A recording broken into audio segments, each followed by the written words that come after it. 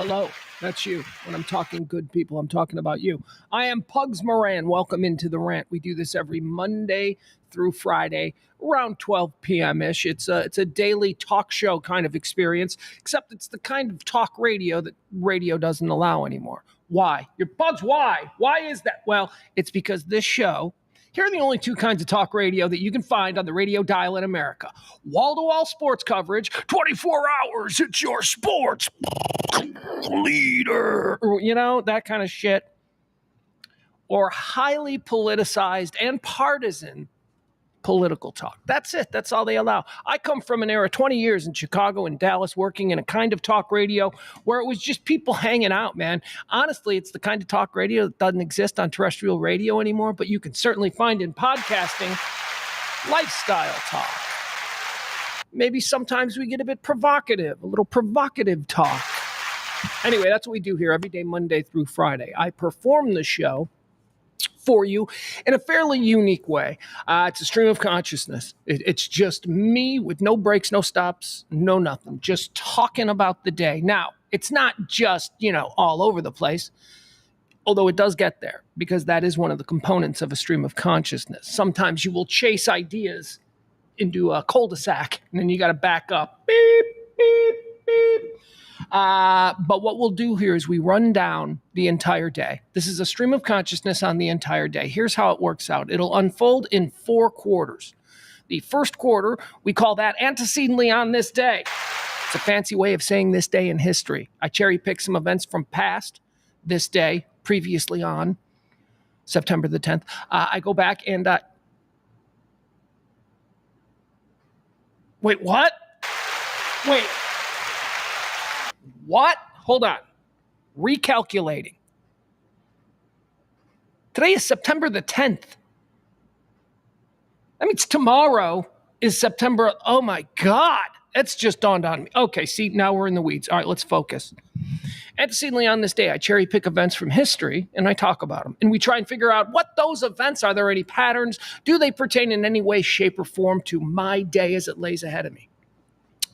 Quarter 2 is birthdays. We take some celebrities, notable quotables, people from history, icons, and we talk about whether we think they're cool or not. Because they were born on this day. Were they cool or did they suck? That's quarter 2.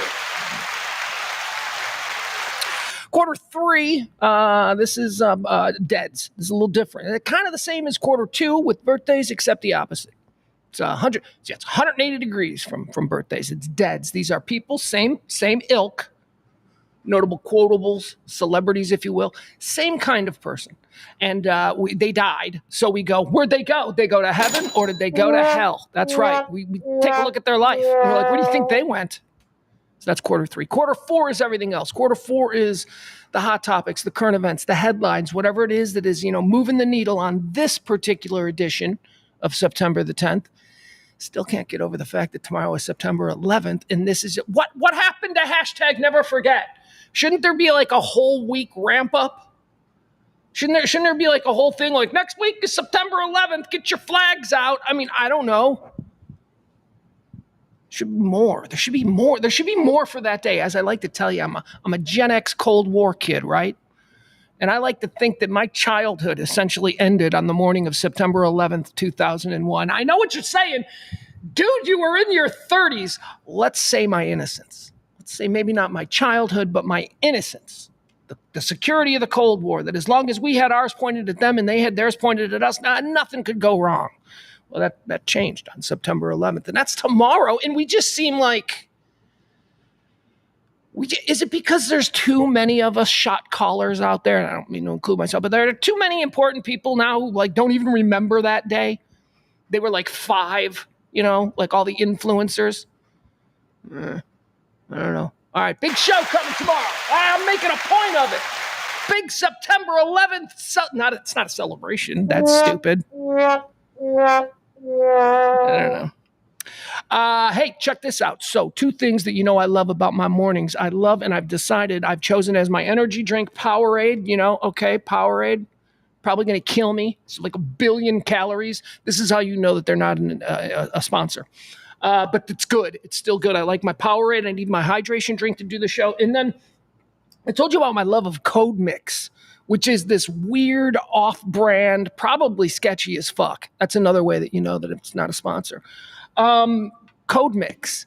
I don't know where I got this at the 7-Eleven. It's like the only 7-Eleven on the planet where I can find it at. Anyway, this shit is freaking awesome. It tastes like Red Bull, like before Red Bull went pussy. Red Bull, look, some of us early adopters of Red Bull, and I was, because I was working the overnight shift in radio, and I went, wait, what? There's a drink designed specifically for me? So I was an early adopter of Red Bull. We're going back to like the mid-90s. We heard rumors that there was some Austrian liquid concoction that were fueling late night Eastern European radio hosts, but not us. We were like just still drinking Mountain Dew and coffee. Then Red Bull came on the scene and we had it. We did commercials for it. We were like one of the earliest advertisers in Chicago for Red Bull. Anyway, Red Bull tasted a certain way back then. And then everybody liked it. And then, I don't know, the FDA and all their rules, they went, you know why it tastes like that? Because it's really bad for you. Okay, so anyway, the taste of Red Bull today is different than the taste of Red Bull back then. It just is. It's a different taste. Code Mix doesn't give a fuck. Nah, they're like, yeah, we're doing all that bad shit that Red Bull cleaned up their act with, and we've got a liquid concoction that is absolutely delicious. So anyway, I love this shit. But here's what I wanted to share with you, and this is where the stream of consciousness occasionally goes off the rails. Guess what I discovered? Yeah, look at me. Fat guy finding things that taste good. That's what I did. Powerade and Code Mix. Watch.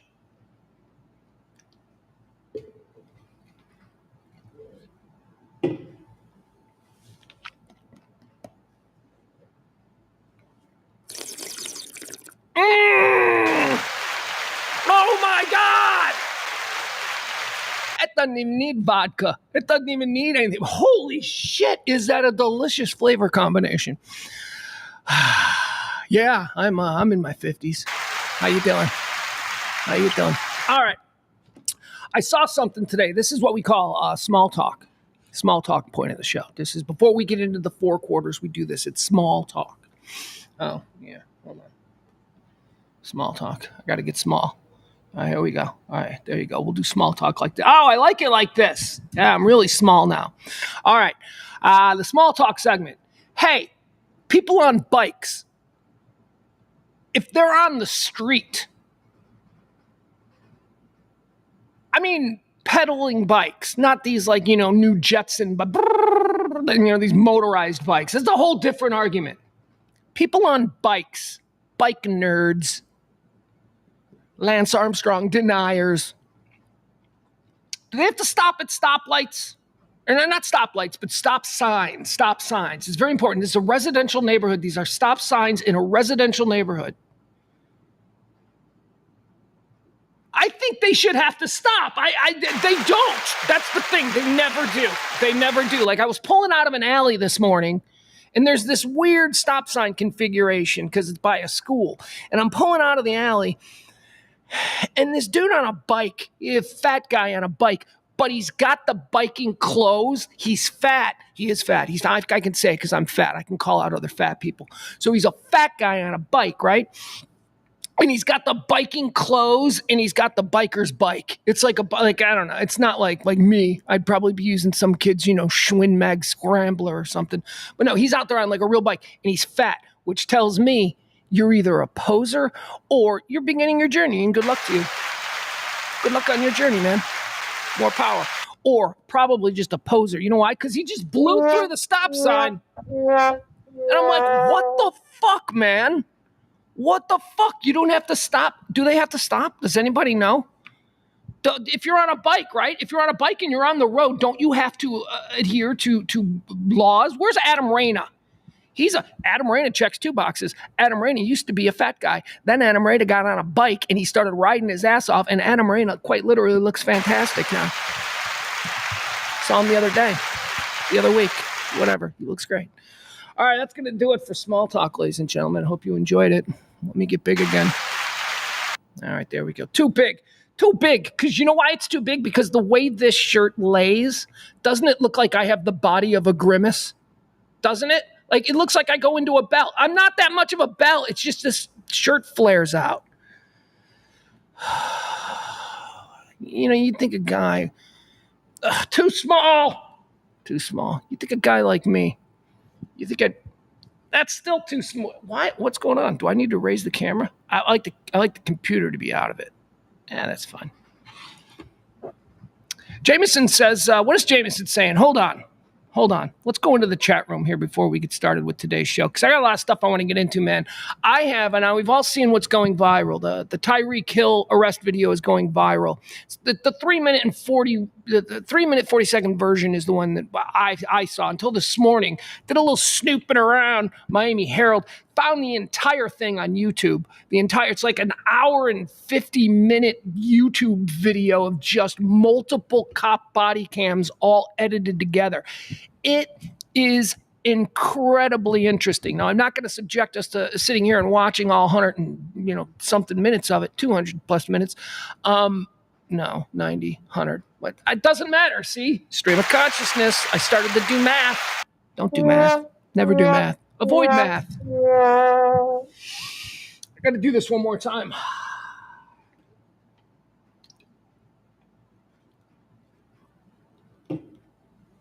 Man, that's crazy. That is crazy. And I promise I won't do it anymore because it's uncouth, to say the least. Let's see here. Oh, what was I talking about? I was talking about something. I was talking about how... Tyreek Hill, the body cam. Anyway, I went through it and I pulled up some really interesting moments, like really like minor things that if you were just watching it, but let's talk about these minor things, because I'm telling you, the smallest things, the smallest comments, the smallest body movements, those kinds of, they really tell you what the attitude is. It's more about attitude and energy in these police stops nowadays. Anyway, yesterday I basically told you the story about Tyreek Hill and how Tyreek Hill is kind of a piece of shit. All right?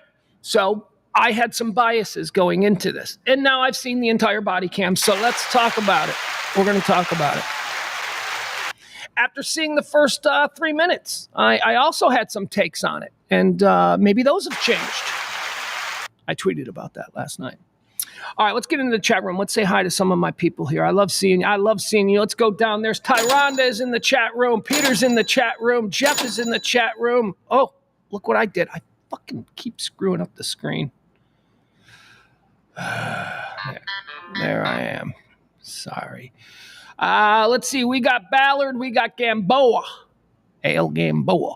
We got Barney. We got Adam. There's Adam. How come is Adam checking in about the biking stuff? I don't know if you need to stop signs in residential neighborhoods. I think you should. Let's see here. Mikey D got a new handle. Is that what I'm seeing here? Byron's here. Leslie's here. Jameson is here. Let's see here. Some of the comments that some of you have made. Let's see. Jameson wants me to learn how to mix up powdered Spark with Monster. What is that? One of your meth head concoctions? Is Spark street slang for something you kids are doing now? I have no idea what Spark is. What is powdered Spark? Sorry, but I'm going to stick with, I am the Christopher Columbus of mouth mixes. And I have discovered the combination of Powerade, strawberry lemonade, with whatever the fuck Code Mix is doing. I have no idea. All right, let's see. What else do we have? Jameson also says, if you cross an intersection with a bike, presumably while it's a red light, they have to get off the bike and walk it through the crosswalk or follow the normal traffic laws. I see that. I live on the campus or just adjacent to the campus of SMU, right? So my entire neighborhood is just like rich college kids. And they all go out for their bike rides. So right there at Hillcrest, if you're familiar with the like Hillcrest and I don't know, like University, let's say, that intersection is constantly filled with, dudes on bikes and co-eds on bikes, and they all stop. It's like I see that with red lights. My question is more about just the rando stop sign in a neighborhood, where the speed limit is supposed to be 20. Although all these son of a bitch rich people, that is something, man. I am sorry. So I had an idea for doing a TikTok account because when I walk the dog, actually I have two ideas for a TikTok account. Don't worry, we'll get on with today's show. All right, so one TikTok account is gambling. and it'll be a live TikTok stream every night at around 8:30, whenever it gets dark, whenever it first gets dark, because that's when my dog doesn't know how to tell time, but my dog knows, all right, like 5 minutes after it gets dark, I get a walk. That's how it goes, right? So whenever the nighttime walk. So here's my TikTok account I want to do. I want to go live, and we'll be walking the dog, crazy-ass CeeLo. We'll be walking her, and I'll be giving commentary on whatever it is that I'm doing. You know me, I can talk. It's not just going to be, But here's the thing. It's going to be a game. It's going to be on this walk, will CeeLo shit. And I don't know, we can give away prizes for people who predict at what point we'll see shit. Because I've realized that is the thing that all of us dog walkers, people who walk dogs, that's what we're really, if it's a good walk, you know what I mean? When you come back in, how was the walk? It was all right. You're saying it was all right because she didn't shit. Because she didn't shit. She just maybe pissed 20 times, which is what dogs do. And it's like, come on, baby. This time, take a shit. And then you get to know your dog. Like, I know my dog's entire fucking body movement. I know when she's about to shit. I can predict a good 30 seconds out that she's about to shit. I'm like, oh, yeah, she's doing that walk. She's working one out. Anyway, I thought that would be a fun TikTok account. Is my dog gonna shit? Okay, so the other TikTok, people can gamble on it. Why not? It's America. We got freedom. We're about to burn this whole motherfucker down anyway.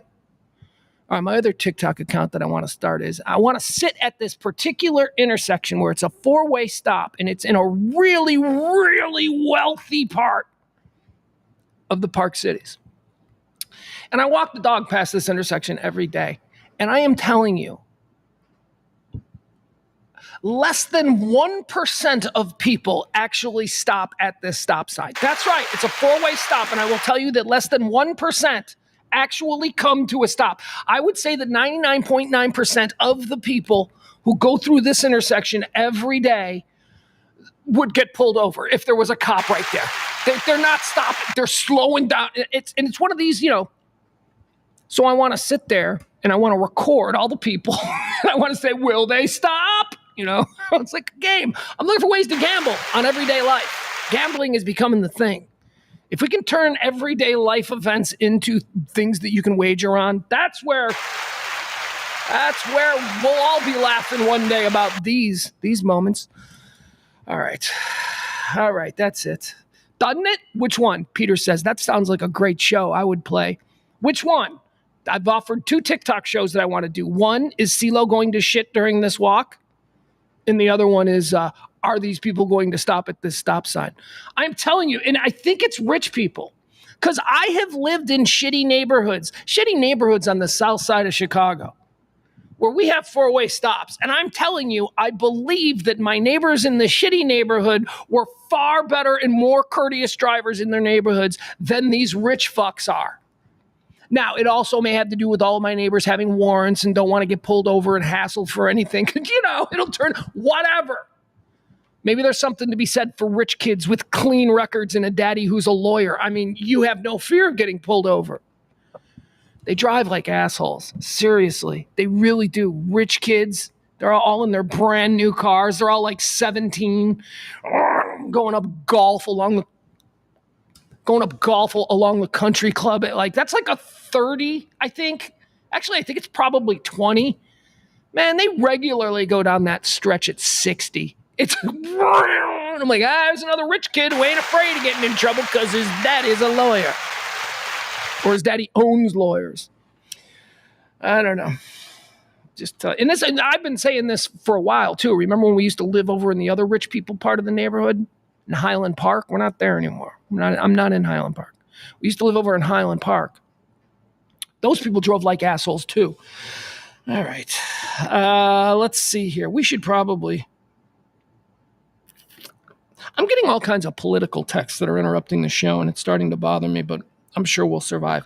All right, let's talk about how this show runs. We mention this every day at this time. This show runs on your gratuities and your tips. If you want to support this kind of talk radio, daily talk radio, entering our 3rd year now, drop a little something. Treat me like I'm your bartender. Treat me like I'm your valet car park, whatever it is.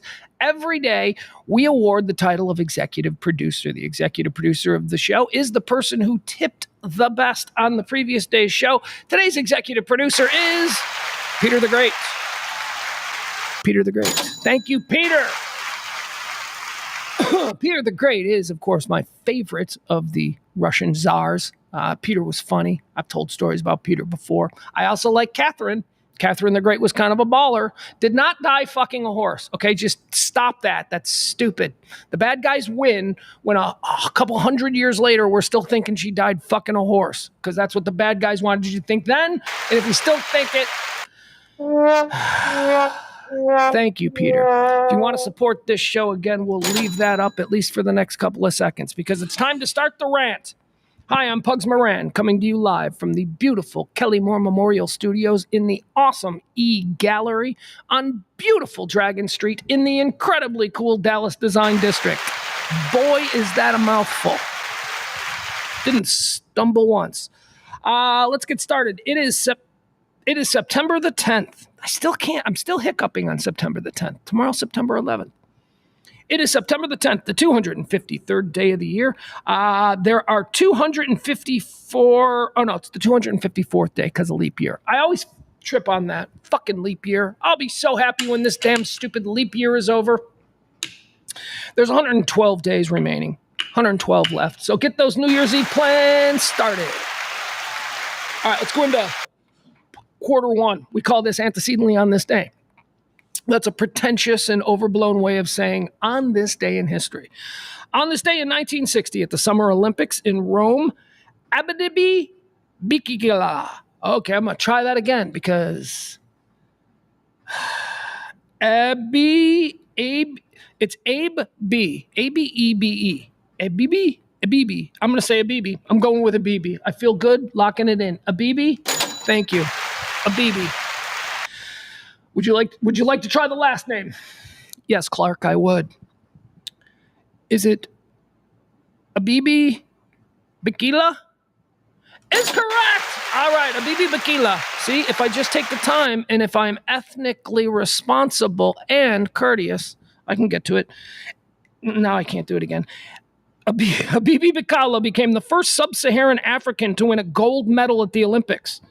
He won the marathon. That's I don't think any sub-Saharan African has not won a gold medal in any of the marathoning events since. But here's the fascinating thing about this. This dude, he won the gold. He won the marathon in the Olympics in 1960 with no shoes. He ran it barefoot. That's a baller. Dude's badass. Antecedently on this day in 1961 in the Italian Grand Prix, a crash causes the death of German Formula One driver Wolfgang von Trips and 50. By the way, Wolfgang von Trips, that's my name that I go under when I attend Burning Man. Thank you. How you doing? For the next 72 hours, I'm going to need y'all to call me Wolfgang von Trips. Thank you. Well, he died, so let's not have too much fun with his silly name. I just hope Wolfgang von Trips also had really cool facial hair. Like, don't you think Wolfgang von Trips should have I don't know. Anyway, a whole bunch of people died when a car crashed at the Italiano Grand Prix, and it was a bad day. And we're going to move on from this story because I got distracted by a silly named guy who's dead, and now I feel bad about that. Antecedently on this day, in 1991, hearings began in the United States Senate of the nomination of the Clarence Thomas hearings. Okay, so I remember this. I was in college. Yeah, man, I remember this vividly. Is Mama B in the chat? Mama B in the chat? Because I remember watching these. I remember watching the congressional hearings on Clarence Thomas. Remember the Coke can? Do you guys remember this at all? Or am I just old? You're just old. All right. So the accusation was that he used to whip it out and he rubbed his dick on a Coke can and there was a pubic hair. It was awful, right? This was a woman named Anita Hill who said that Clarence Thomas shouldn't be on the Supreme Court because he's a fucking sex perv around the office. I don't know if it's true or not. Whatever, who cares? This was big news back then. It was on TV, and I remember it started on a Saturday. Maybe it didn't start on a Saturday. It may have overflown into a Saturday. But it was a Saturday morning. I was at Northern Illinois University. I was sleeping on the floor of Mama B's son, Tom Beller. That's right. I was sleeping on the floor of his room, and everybody else was drinking. It was Saturday morning. You know, we'd gone out the Friday night. Woo! I mean, what, you don't think I'm going to go up to North? This is at Northern Illinois. You don't think that I'm going to go up to Northern for the weekend and, you know, just stay inside on Friday? No. So everybody's drunk and passed out everywhere. But me and Tom were the only ones awake, and me and Tom watched these hearings. I'll never forget that. It was on this day in 1991. On this day, antecedently in the year 2001, during an appearance on the British TV game show, Who Wants to Be a Millionaire? Yeah, it was a British show first. Just slow your roll, American exceptionalism. It was a British show first. On the British TV show, Who Wants to Be a Millionaire, contestant Charles Ingram reached the $1 million top prize. But it was later revealed that he had cheated to get the top prize. He cheated by listening to coughs from his wife and another contestant who turned out to be his brother-in-law. So I've got video of this. That's why this is like, we don't know anything about this here in America because it didn't happen here. But this is like a really big scandal from British popular culture of the last, 20 years or so, 20, 24, 25 years. 2001 is when this happened. So this dude went on Who Wants to Be a Millionaire, ran the board, got all the way up to $1,000,001. And then some producers were like, that was kind of weird. And they started an investigation, and they went through every ounce of tape, and they created a pattern. Apparently his wife was sitting there in the audience, and his wife was cueing him as to what the correct answer was by coughing in certain sequences. So I want to show it to you. The whole raw of it, not the whole raw, but one example. Here's one example of how this was done, and this guy cheated on Who Wants to Be a Millionaire. Okay, hold on, let me find this now. Yeah, you would think I would have it pulled up, but it is pretty cool. All right, here it is. Okay, so this is Charles Ingram. It was on this day, 2001. Here, let's watch this. Watch his wife too. All right, Charles Ingram. All right, what is? I think this is a $35,000 question. Who had a hit UK album with "Born to Do It," released in 2000? Coldplay, Top Loader, A1, Craig David.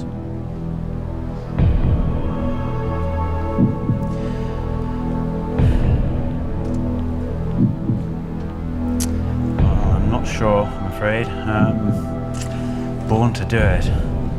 I vaguely recall it. I'm sure I've heard of the title, but I don't honestly know for sure. Take your time, have a look at it. You can obviously walk away with 16,000 because you would lose 15 if you gave me a wrong answer. I think it's A1. You got a 50-50.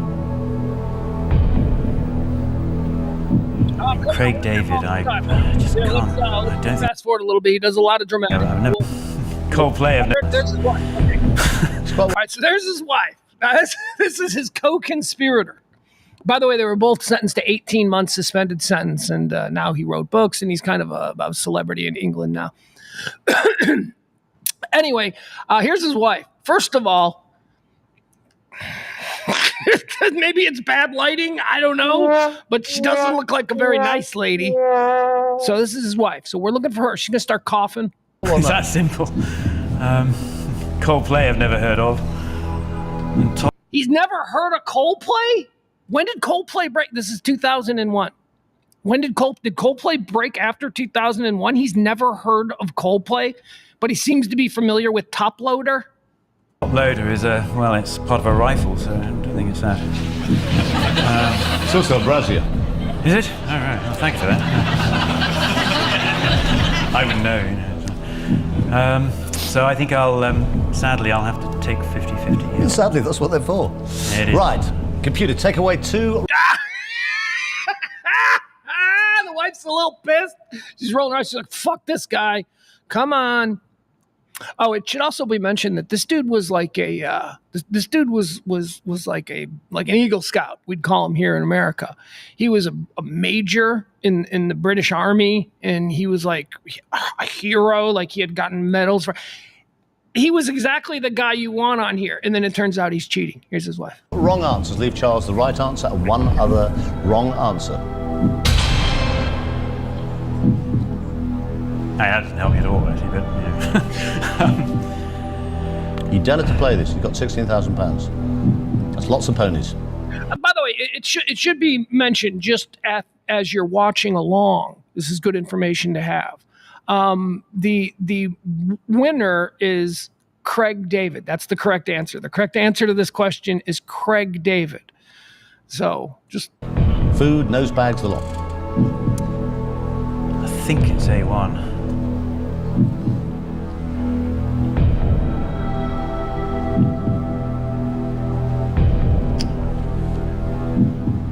I've just never heard of Craig David, so... It's up to you. I can't help you, Charles. That's your lifeline gone, but it's worth £32,000. A big old drop. If you get it wrong, you lose 15. Who had a hit? all right. So that supposedly is part of the code. Now I don't know what the code is because I didn't read all that much about it, but that is apparently the code. 2 coughs. Does that mean the second option? With Craig David being the second option, is that what she's trying to do? Like, is that what 2? You can... Watch again. I've just never heard of Craig David, so... It's up to you. I can't help you, Charles. That's your lifeline gone, but it's worth £32,000. A big old drop. If you get it wrong, you lose 15. Who had a hit UK album with Born to Do It, released in 2000? A1 and Craig David. How old are your daughters? 11, 9 and 6, yeah. They'll all know this. They probably will. They will. They'll be at home screaming the answer now. She's like, come on! I was doing the coffin bit.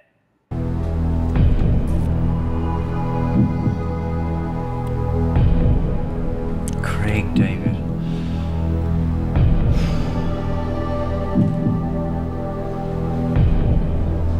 A1.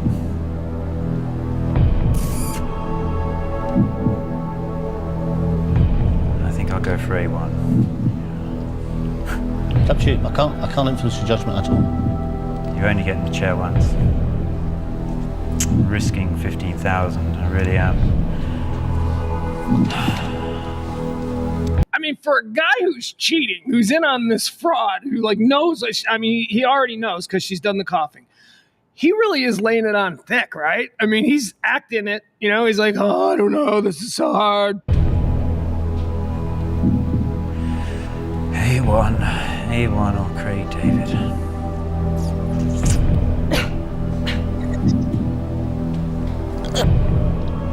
What was that? That was like 1.5 coughs and a gurgle. I don't know what that was. A1 or Craig David.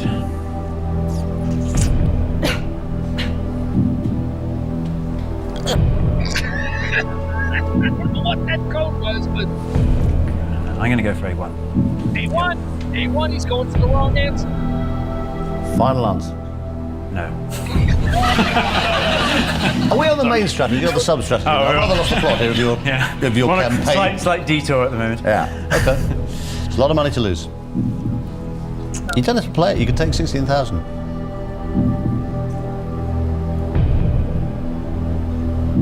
I mean, I'm 80% of the time I'm wrong when I guess, so... No, I'll go Craig David. Yeah. Final answer. I'm going to guess Craig David. Final answer. Final answer.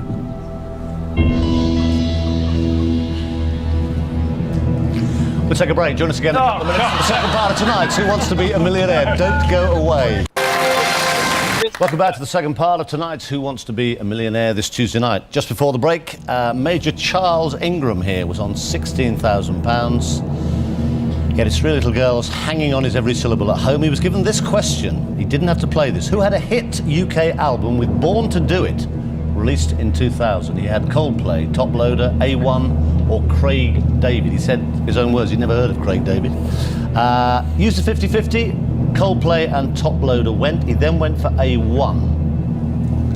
Then because at 80% wrong, he changed his mind, knowing he'd lose £15,000 if he gave him. I forgot what a fucking beatdown this show was. This show was all about just dragging it out. The wrong answer. just won £32,000.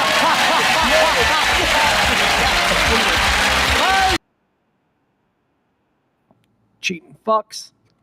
Cheating fools. All right, what else do we got here? That was on this day in 2001. On this day in 2022, 2 years ago, I can't believe it's been already 2 years since the death of Queen Elizabeth. Queen Elizabeth died. Oh, grand old broad.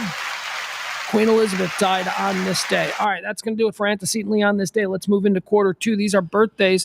People celebrating birthdays on this day. Born on this day in 1929, Arnold Palmer.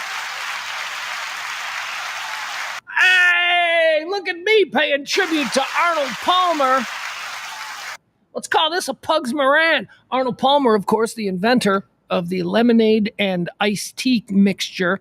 I'll have an Arnold Palmer. And on this very day, is there a God? I didn't think so when I woke up this morning, but I'm telling you, on the very day that I invented the Pugs Moran, which is half Powerade strawberry lemonade and half whatever the fuck is in Code Mix. It's so good, though. All right, let's see.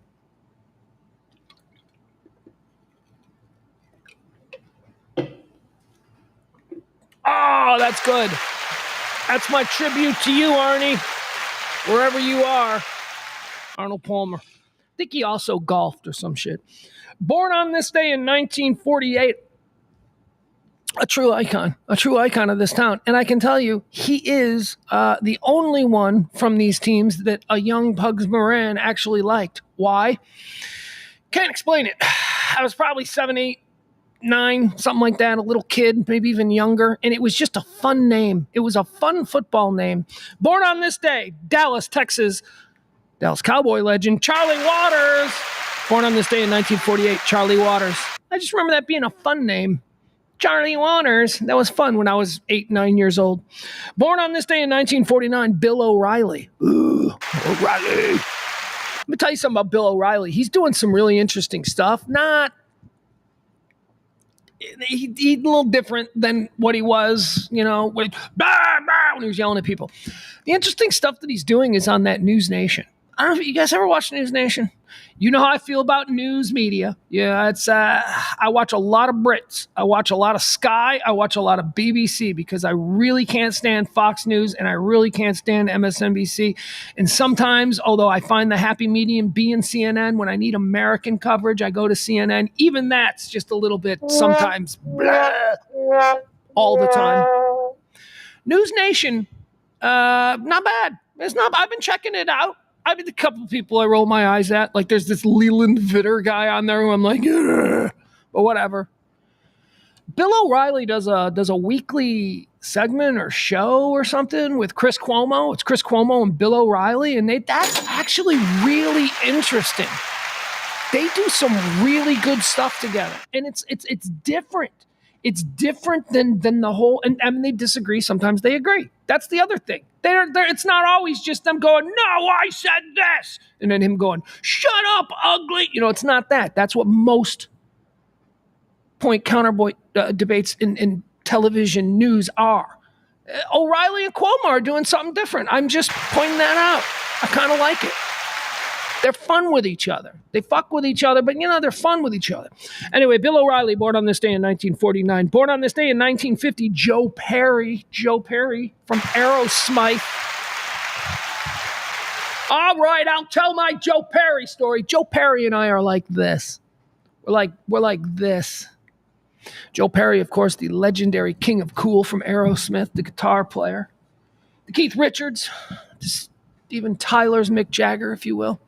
I had a moment. I had a real human moment, a connective moment. Throw out all the bullshit. Throw out the fact it didn't matter that he was a rock star, or that he was covered in feather boas and lacy blouses while this moment was occurring. It doesn't matter. It was just two people having a real human interaction. Here's what that interaction was. Apparently, Aerosmith was at a radio station I was working at, and I was in the kitchen, and I was standing in front of the vending machine trying to figure out what I wanted to eat, and Joe Perry walked in, and he stood right next to me at the vending machine, and we both, at the same moment, got upset that there were no Reese's Peanut Butter Cups. We both went, oh, man! Sold out. No peanut butter. I don't even know if it's sold out or if they weren't in there. Actually, I think I told him that was the moment. I told him that no, they were sold out because he walked up and he said, hey, this thing got Reese's peanut butter cups. And I'm like, hey, Joe Perry of Aerosmith. Yeah, but they're sold out. They're that one right there. And he went, man. And I went, I know, right? It's been like a week. And in that split instant, we were humans together. Me and Joe Perry. Had the world ended at that moment, we'd have gone to heaven together. Although I think Joe Perry's going to hell. Pretty sure I am too. So we'd have gone to hell together. Born on this day, Joe Perry. We had a real human moment. Not like my Kim Kardashian moment. Not like that. The 5 minutes I spent with Kim Kardashian when she was explaining to me the difference between red and green salsa. I mean, that was powerful. And I think that should she write a book one day, I'll probably get a chapter. It was that powerful. Joe Perry, a little less. Joe Perry and me was just, there were no Reese's peanut butter cups. Let's see here. Born on this day in 1958, Chris Columbus. Chris Columbus! Is he dead? No, he's not dead. Chris Columbus is a filmmaker, a director. I got a Jones for these guys. I love to do the filmmaker drafts. I don't want to do a full Chris Columbus filmmaker draft, okay? But can we talk about it? Can we talk about Chris Columbus? Here's what Chris Columbus was. Chris Columbus was a screenwriter. He had written some of the biggest films of the 1980s. He wanted to direct, though, but nobody was really giving him a chance to direct. And when I say some of the biggest films, some of the biggest hits, he wrote Gremlins. He wrote Goonies. He had some hits, okay? So it was John Hughes, the great John Hughes, who had so many scripts. He was so prolific, John Hughes. He had so much stuff that he wanted to do, and it was almost like the great John Hughes knew that he was on borrowed time. John Hughes would, of course, die very prematurely of a heart attack, dropped dead in Central Park. It was almost like John Hughes knew that he was going to need to have some other directors to create some of the stuff that he wanted to produce, the stuff that he had written that he didn't necessarily. So he brought in Chris Columbus. And Chris Columbus ended up having a career that rivals his mentor, John Hughes. How about this? Let's go first. Home Alone. Yeah, most people give John Hughes credit for Home Alone. Yeah, that was a John Hughes. Well, John Hughes produced. John Hughes, I think, wrote it and all that. But Chris Columbus directed it. Number 2, Adventures in Babysitting. I love that movie. I love the movie Adventures in Babysitting. Came out around the same time as Ferris Bueller. And as a kid who lived in Chicago, first of all, we loved the movies that showed our city all over all the different places. That's why we loved Ferris Bueller. Because Ferris Bueller went from the northern suburbs, downtown into the city, onto the lakefront at the Wrigley Field to a parade. It was great. And Adventures in Babysitting did the exact same thing. It was just a really cool thing. So I love that movie, Chris Columbus's Adventures in Babysitting. Number 3 is one of the most underrated films of all time, and you maybe have never seen it. It is, I think, it might be John Candy's last film. No, John Candy. It might be. It certainly is John Candy's last great film. Well, no, because maybe he did JFK after this. I don't know. I have to check the timeline. But when you're looking at the body of work that John Candy did, I mean, you can Planes, Trains, and Automobiles, right? I mean, that's the first thing that comes to mind for me. Other people, they want to talk about his dramatic chops, so they'll point to JFK. I'm telling you, if you have never seen John Candy in Only the Lonely, oh my God. Oh, it is such an unbelievable little film. And it's beautiful. John Candy plays a cop.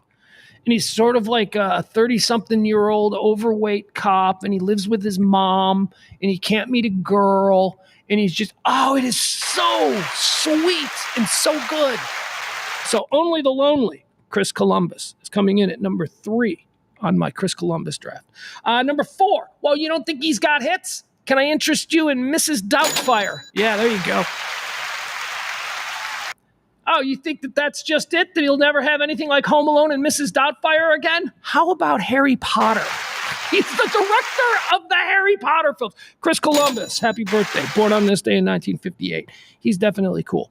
Born on this day in 1968. Cool in a different kind of way. And another film director. I'm not going to go through a list of his films because, quite frankly, some of his films suck. What I like about this film director celebrating a birthday today is there's a style to his filmmaking. There is a style to his camera work. There is a style to the production values. And I love it. It's my favorite. The problem is that sometimes those things are applied to like movies that just aren't that good. You know, it's like, ugh. And that is, I'm talking about, in my opinion, the brilliant Guy Ritchie. Guy Ritchie, born on this day in 1968. Now, Guy Ritchie, for me, it all starts with Lock, Stock, and Two Smoking Barrels, which was his first movie. Lock, Stock, and Two Smoking Barrels blew me away when I saw that. As I remember, I saw it at the Music Box in Chicago. It was back when we used to go to like small, tiny, cool-ass theaters to see independent film. Lock, Stock, and Two Smoking Barrels. I think that was followed by Snatch, which, you know, a lot of people love. It's the funny Brad Pitt movie where nobody can understand what anybody's saying. Snatch is a good movie. That was a great Hollywood sort of, follow-up to his indie success with Lock, Stock, and Two Smoking Barrels. Then he did Rock and Rolla. I love Rock and Rolla. I think that's great. But then there's a bunch of other things that you're like, ugh. Anyway, I do love Guy Ritchie's style. I love his eye, and I love his production. Guy Ritchie, born on this day in 1968. All right, let's move into the deads. Let's talk about people who've died, people who've died. These are folks who passed away on this day. We're going to figure out if they went to heaven or to hell. I hope I didn't oversell this segment today because it's another shitty day for deaths. I should use a different energy when I say that, shouldn't it? It's another shitty day for deaths. We should be happy that it's a shitty day for deaths. On this day, dead, 1976, Dalton Trumbo. See what I mean?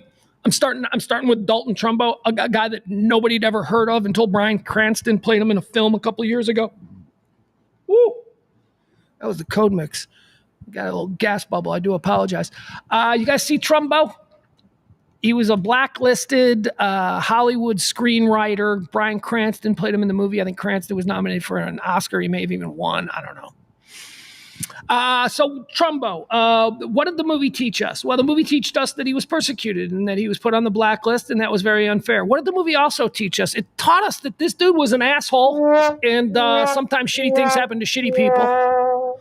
So he's going to hell. There you go. Dalton Trumbo, dead on this day in 1976. He dead on this day in 2007. And this is going to be the last one. And this should be, I wouldn't even mention this, but I needed at least one more for this segment. Jane Wyman, ladies and gentlemen, Jane Wyman. Jane Wyman was the first Mrs. Ronald Reagan. She was married to Ronald Reagan. She was a hottie back in the day. And then I don't know what happened. I don't know. Her and Ron got divorced. And then he met Nancy Davis, who was just, she was like Jane Wyman was a star. Like, here's the thing. Jane Wyman was a bigger star than Ronald Reagan was. What are you talking about? Ronald Reagan's an icon. Ronald Reagan became an icon in the 80s. But up until then, he was a lame C-list actor. No, he wasn't. He was a huge film star. No, he wasn't. Ronald Reagan was not a massive movie star. Ronald Reagan was a jobber who people knew. Ronald Reagan wasn't John Wayne, Gregory Peck, Jimmy Stewart, or Cary Grant. He wasn't. He was at the level a little below that, just like we have today. John Wayne was at the level of, let me see, John Wayne, Ronald Reagan, when he was acting, I mean, he got out in his prime in the 50s to become a corporate spokesperson for GE. He was like in his prime. He was like 35, and he's like, yeah, I won't act anymore except in GE corporate films. That's what he did. Who would he be like? What level of acting? It doesn't matter. Jane Wyman's going to hell. We're putting her in hell. You know why we're putting her in hell? Because she's an actress. There you go. Actresses go to hell. Unless there's like here's an actress that wouldn't go to hell. Audrey Hepburn. Audrey Hepburn is an actress who wouldn't go to hell because Audrey Hepburn is the most beautiful woman who's ever lived, inside and out, and that's why she wouldn't go to hell, because all of her work throughout her life with refugees and like orphans and all of that, she's like a fucking angel. So there's the exception. That's the Audrey Hepburn clause that sometimes we will apply to dead actresses, but without any call to apply the Audrey Hepburn clause to an actress, they're just going to go to hell. They're just going to go to hell because actresses are nuts. They're unnecessarily mean, emotional about everything. So irritating to be around. I went to a college with nothing but wannabe actresses. It was awful. It was awful.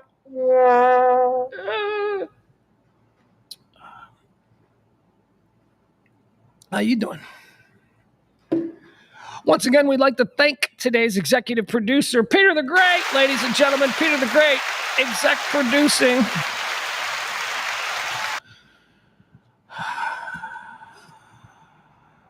Kevin Barber says, so Reese's peanut butter cups, that's how Joe Perry got his washboard abs. You know what I think this was? I think this was maybe at the point where they were all still struggling with being clean, so they were looking for other vices. Because I don't know that I would describe him.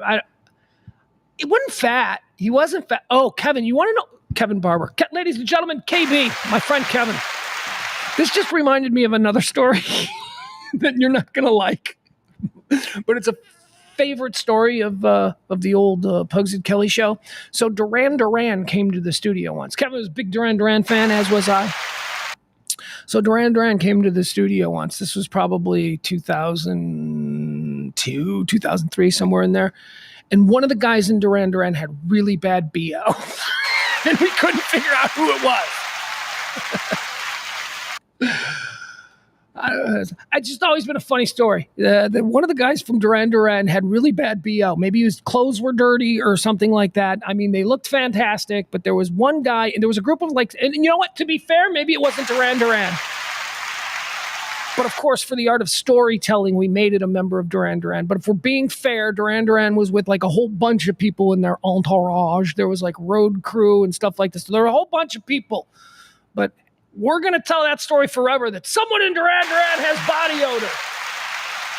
And Joe Perry likes Reese's peanut butter cups from a vending machine at a radio station. Barney Stiles says that Reagan was an Andrew McCarthy.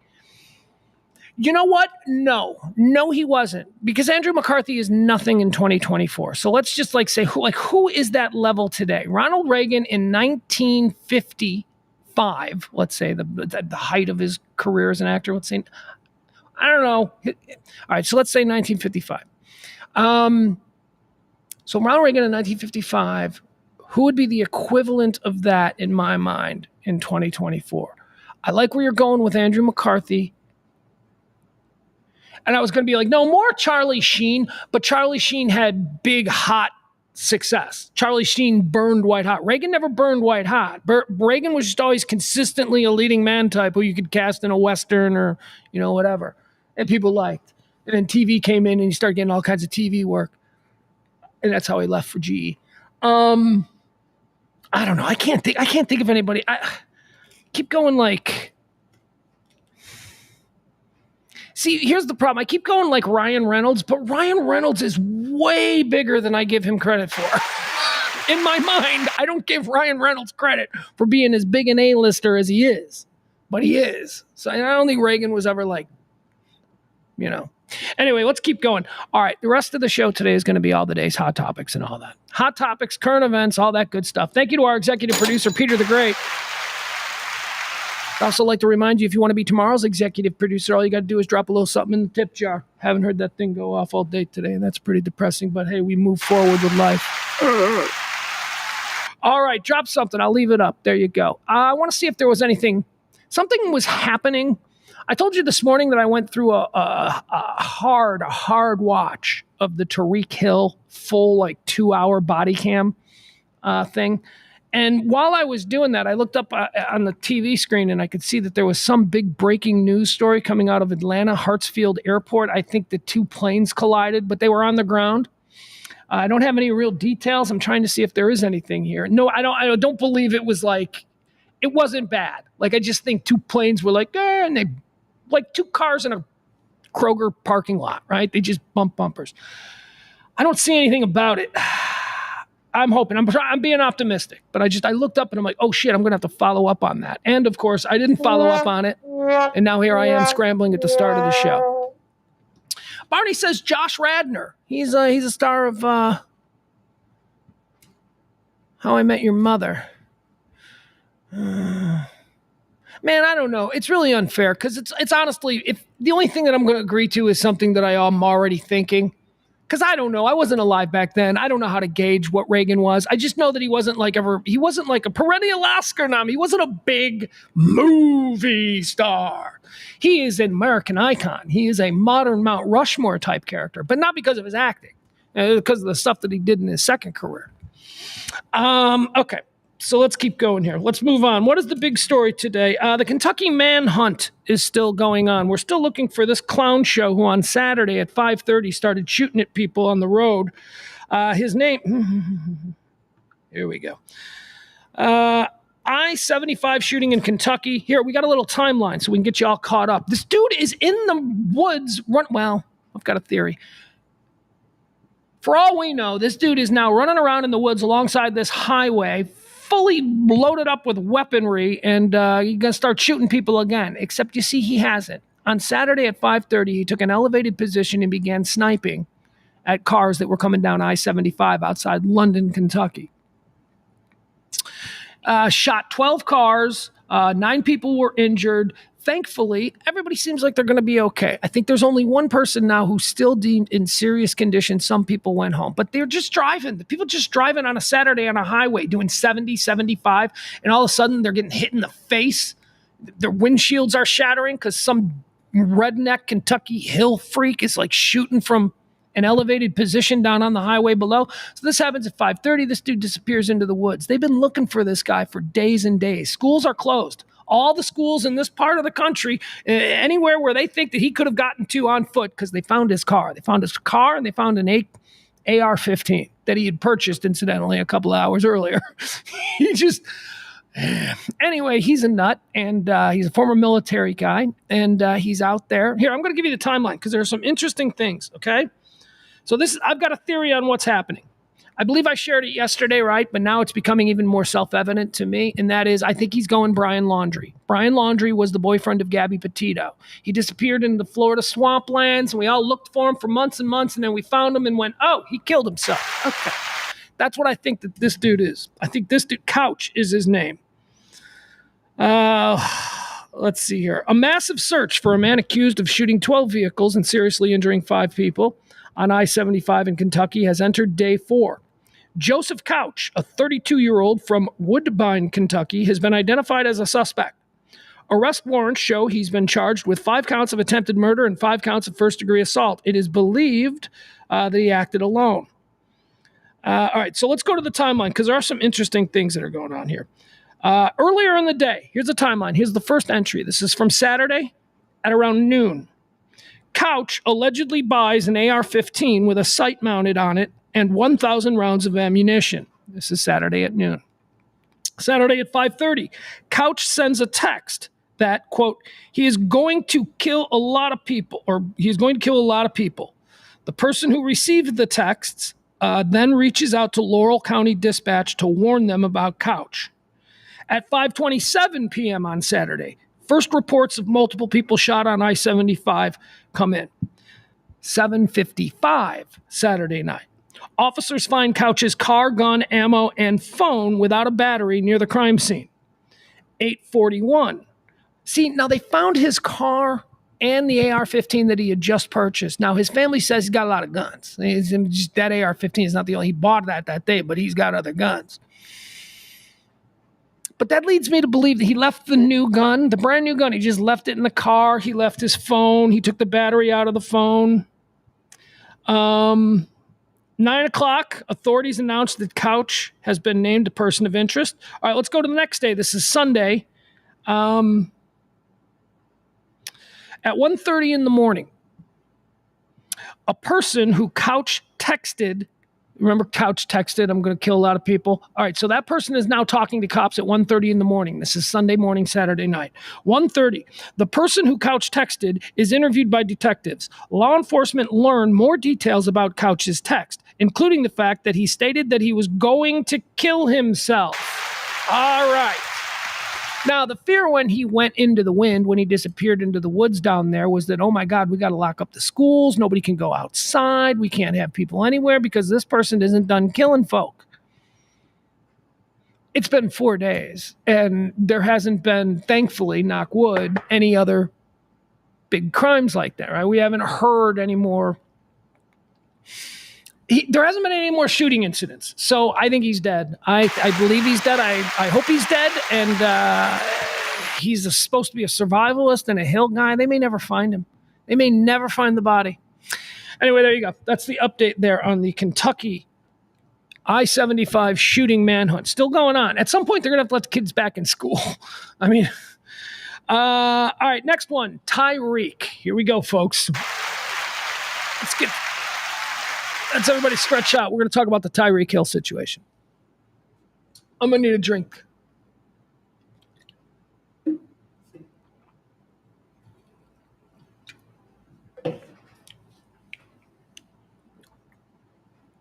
Oh, is that delicious?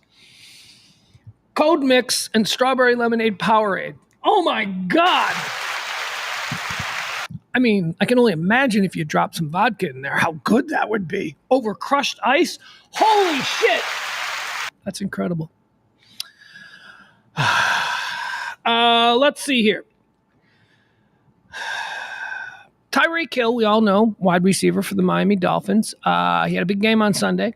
Earlier, before that game, he was, we're going to say, detained, handcuffed, and maybe arrested, but then let go. I don't know, not sure. But anyway, Tyreek Hill was driving to the game, and he got pulled over. Here's what's crazy. He was right in front of the stadium. Like the entire video that we're going to watch here, he is in front of it. Like in the background, you can see where he's going. All he needed to do was turn into the parking lot and he was there. But they pulled him over right in front. And yesterday we didn't have a whole lot of information. And so I went deep on, well, when we don't have actual information, all we can do is look for circumstantial information or go on what we understand the situation to be, while keeping an open mind for any new information that comes in. And yesterday I talked about what a piece of shit Tyreek Hill has been. He's got some domestic battery things. He seems to have had some attitude and some character issues over his career. Quite honestly, I don't know that he's been involved in anything all that terrible in the last couple of years in Miami, although I don't know when the child's broken arm situation was. I think that was back when he was in Kansas City. His child broke an arm and the Child Safety Services got involved and they briefly charged him with abuse or whatever. Anyway, we don't know that that's true. Anyway, but he's got a whole bunch of stuff about him. So when this thing happens and he gets pulled over, and then we see the first day, all we saw were videos of people going by, civilian videos of people who happened to be on the scene. We saw their point of view. We saw what was going on with no context. And with that, I went, you know what? I think he was probably being a dick. I think he was smarting off to these cops. And I think also, let me make this clear, these cops should not be cops. These cops are complete pieces of garbage. These guys do not know how to handle a stressful situation. This is how people get hurt and how civilians have their civil rights violated.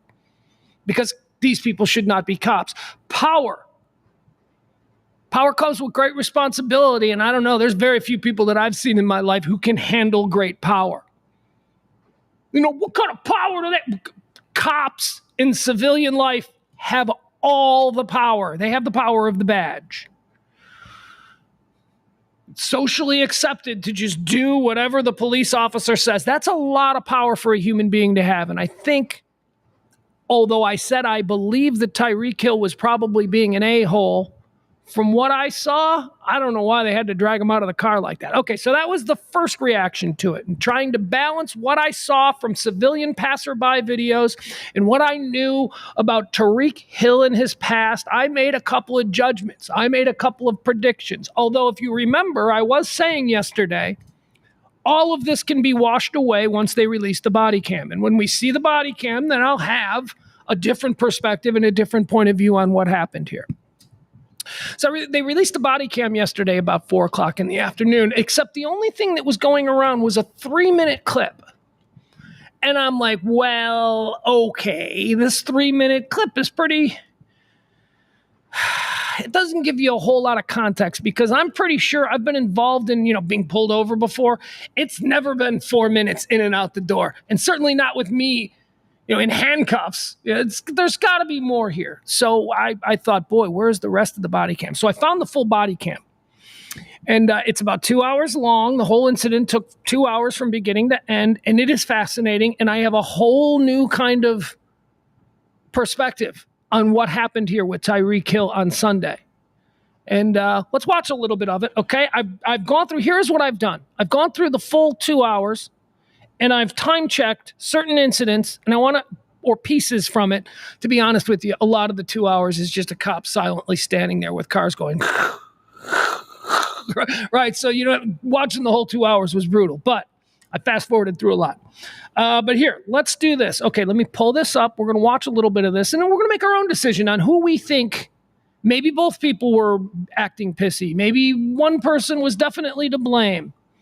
It does become a bit of a madhouse, though, and there are some very interesting moments, like when they're realizing that this is not just a regular traffic stop, and then there's also a clip of after about an hour and a half of this, when all the most important police in Miami have shown up on the scene, like the commissioner of police and the chief and a whole bunch. When those dudes all show up, the initial officers are all seen hanging out, and oh my God, it is so sad. It's like they realize they're fucked.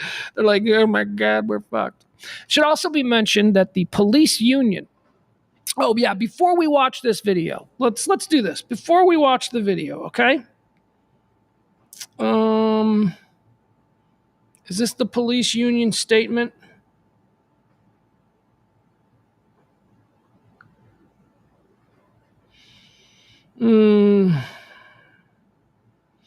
Yeah, okay. I don't know. I don't have the police union statement.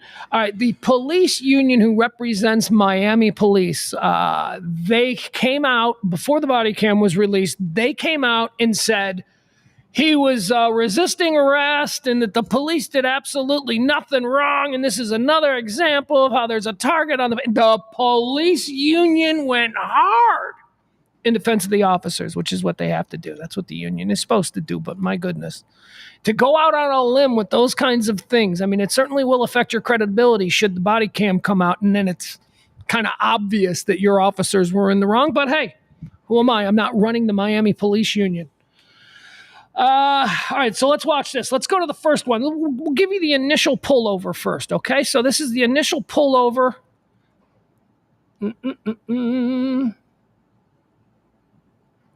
Hold on.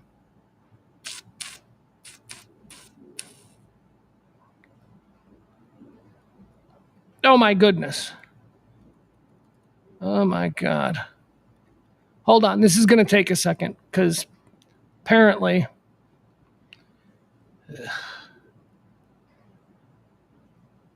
Hold on. I apologize. This is my bad. What was it going to be your bad? What do you think you did? You didn't do it wrong. Oh, okay.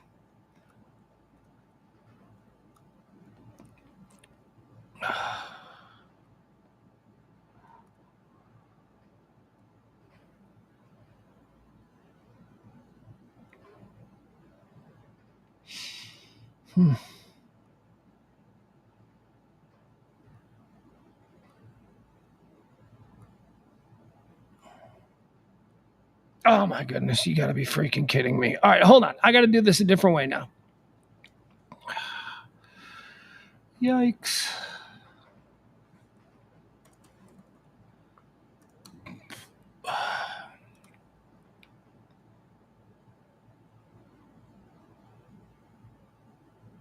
Yep. Okay, I think this might be it.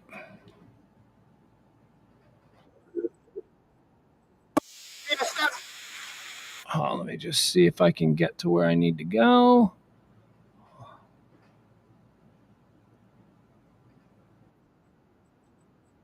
One more second. One more second.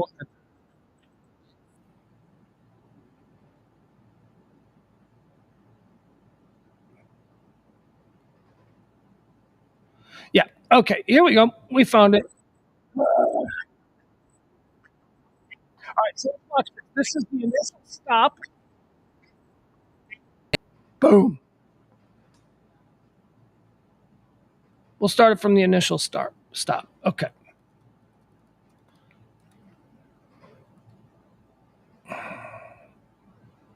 All right, again, we're going to watch key moments from the Tyreek Hill pullover. These are multiple body camera angles from Miami police. Here's how it all started. The sound will come in a moment.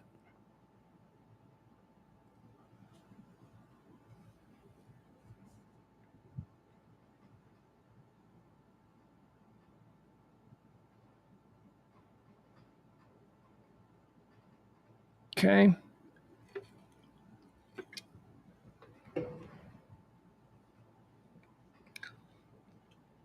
By the way, to the right there, that's the stadium parking lot. That's where he's going. That's the team entrance right there.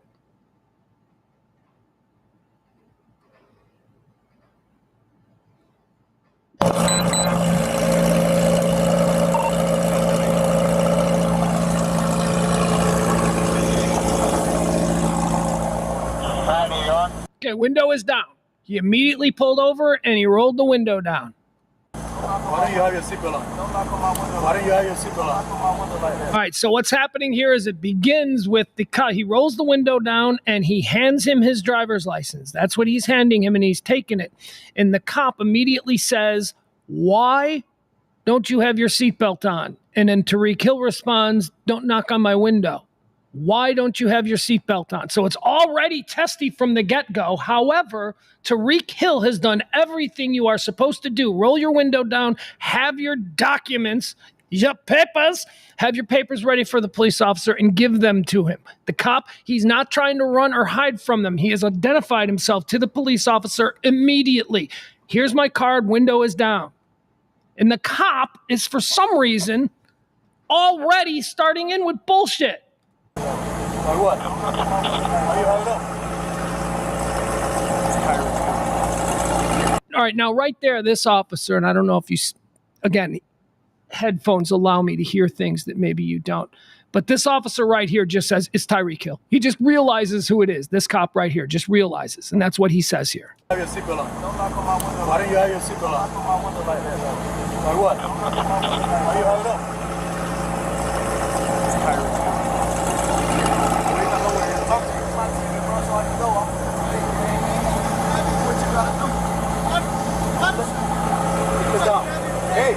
So what Tyreek Hill is saying to him is, "I've given you my information. Give me a ticket and do what you've got to do. I've got to get to a game." And he rolls the window up. Tyreek Hill is being a little bit bossy, but he's complying with absolutely everything that he's supposed to do. He's not attempting to run. He has handed over his documentation. He's identified. He is waiting for the police officer to complete this bureaucratic process, which is now write the ticket and get me out. But the cop, and who knows, and this is not an excuse because we're all in hurries for different reasons. It's still no reason to be short with a cop and make the problem even bigger. But in this case, he's probably in a hurry and he's like, come on, all right, just write me a ticket. I get it. Being a little snotty. And maybe if you had a preconceived notion about rich kids and fancy cars being snotty, that might make you react in a different way, or a bad way, as we're kind of seeing this cop is getting irritated. This has now been about 30 seconds of interaction between these two, and it is already hot. This cop has done absolutely nothing to calm the situation. Nothing.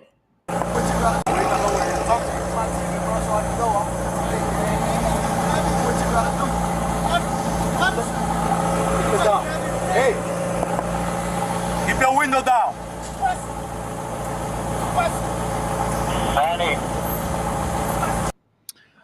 Right now, Tyreek Hill has the window up and he is speaking with Drew Rosenhaus. Drew Rosenhaus is his super agent. Now, I've talked about this before, okay? So all of these players, especially players at the level of Tyreek Hill in the NFL, they are coached every bit as strictly and deliberately by lawyers and agents in how to react in this moment as they are their own damn team coaches.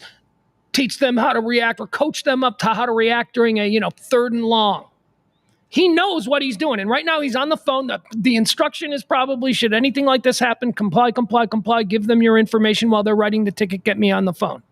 And that's what he's doing right now. He is speaking to Drew Rosenhaus, who is an evil man A very evil man, in my estimation. But when you're a superstar in the NFL, he's your guy. So that's what he's doing. He rolled up the window. He's speaking to Drew Rosenhaus. And now this cop is still kind of fucking with him a little. He should, honestly, in my estimation, the cop, go back to the car, write him a ticket. Okay? Yeah, he's being kind of like, come on, let's go. I got to hurry. But he has complied at every level. He's not. Let's keep watching. Hey, keep your window down. Keep your window down. I'm gonna get you out of the car. As a matter of fact, get out of the car. Give me. All right. The cop knocks on the window. He's got the window up and he's talking to his attorney. He's talking to his agent. He's got the window up. I think he has a right to a little bit of privacy there, especially since I think it's understandable that his expectation is that the cop is now busy doing bureaucratic stuff, running his license, writing the ticket. So the window's up. And now the cop comes back and he bangs on the window. He immediately cracks it. He's not ignoring the cop. All right. So he doesn't roll it back up. The cop instantly decides to rip him out of the car. He doesn't explain to him, hey, look, kid, I'm getting tired of your attitude. Leave the window down so I can continue to speak with you. The cop doesn't even say that. He doesn't even give him that chance. He just goes from roll your window down. Window comes down. You know what? I'm not playing this. Get out of the car. Watch how fast this cop loses his shit. This is an emotional baby. Hey, keep your window down. Keep your window down. I'm gonna get you out of the car. As a matter of fact, get out of the car. Give me your ass, bro. Get out of the car. Give me your ass. We'll break that freaking window. Get out of the car. Get out of the car right now. We're not playing this game. Get out. Get out. Get out. Get out. Part of blood, you understand? Hey, Drew, I'm getting arrested, Drew. He's got Drew Rosenhaus on the phone. He's talking to his agent, taking the advice that he's been coached up on since he entered the league. Kid, you ever get a DUI? Don't blow. Don't do any sit still. Shut your mouth. Anyway, this is he's got the guy on the phone. He's like, I'm doing whatever you say, Drew. And you got to believe that Drew Rosenhaus is instructing him to do anything that is going to look best in the press. So it's not like he's being I don't think he's resisting. I'm getting arrested. I'm getting arrested, Drew. I'm getting out, bro. God damn, twin. When we tell you to do something, you do it. You understand? I'm getting out. You understand? Not what you want, but what we tell you. You're a little out. Fucking confused. I'm getting out, bro. Too late. Chill, Too late. All right, bro. Take Too me to late. jail, bro. Do what you gotta do, bro. We are. We will. Good, bro. It is good. Hey, Drew. Hey, Don't worry about it. I hung up the phone. You stop crying. bro. Y'all. Cop is dropping F-bombs on him. You're fucking confused. He's taunting him. Quit crying. There's a lot of fucking people out there who irritate me because, I talk a lot about how cops have been a part of my life since I can remember. Best friends' dads are all cops, cop family. Mom's a state police for 30 years. I give the cops the benefit of the doubt, usually just by reflex. These fucking cops suck. This cop sucks. This went from 0 to 60 for absolutely no reason. This entire situation is because multiple cops, not just the one guy who was being a little overly aggressive the entire time, but even the other cop who's like, I'm going to break the fucking window. Dude, what is going on here? Can we all calm down? Let's keep watching. We're watching the Tyreek Hill body cam video. Don't move. Good. Bro, you beating on my window like you crazy. You set him up? Why y'all beating on my window like y'all crazy for? Damn, bro, dude beating on my window like he crazy. All right. So now what we're going to start to see here, and by the way, I just want to point out, all of the chirping that he's saying and the complaining that Tyreek is saying, I think completely justified. I think that any one of us would be emotionally disturbed and a little bit kind of frantic about what was happening, especially since we didn't really do anything to end up in this crazy situation. But here's what I do love. That's like a Rolls-Royce SUV. We're starting to see the other Miami Dolphin teammates roll up on the scene and see Tyreek being arrested. Oh, by the way, that's gonna get fun. Oh, we're gonna see Calais Campbell get involved. We're gonna see Jonnu. No, what's that guy's name? Anyway, just keep watching. I ain't do nothing, twin. Hey, don't park there. Don't park there. Hey. All right, so whoever that is, they're pulling over. They were just told, those are some other Miami Dolphin football players who were just directly told by the police officer, do not park there. And they're parking there anyway, okay? Just for context, so we know. Hold on, bro. I just had surgery on my knee. I just had surgery on my knee, bro. I just had surgery on my knee, bro. I just heard you in your ears when we go there with your window down. Chill, bro. Hey, don't do, bro. Back up. Did you see that? We'll go back and watch that again. What the fuck was that for?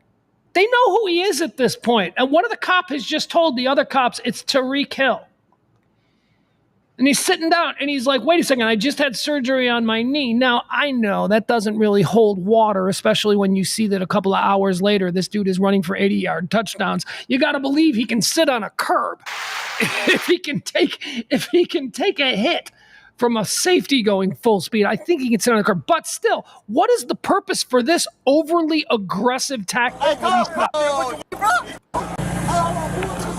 Hey, don't park there. Right, Don't park there. told not to park. Hey.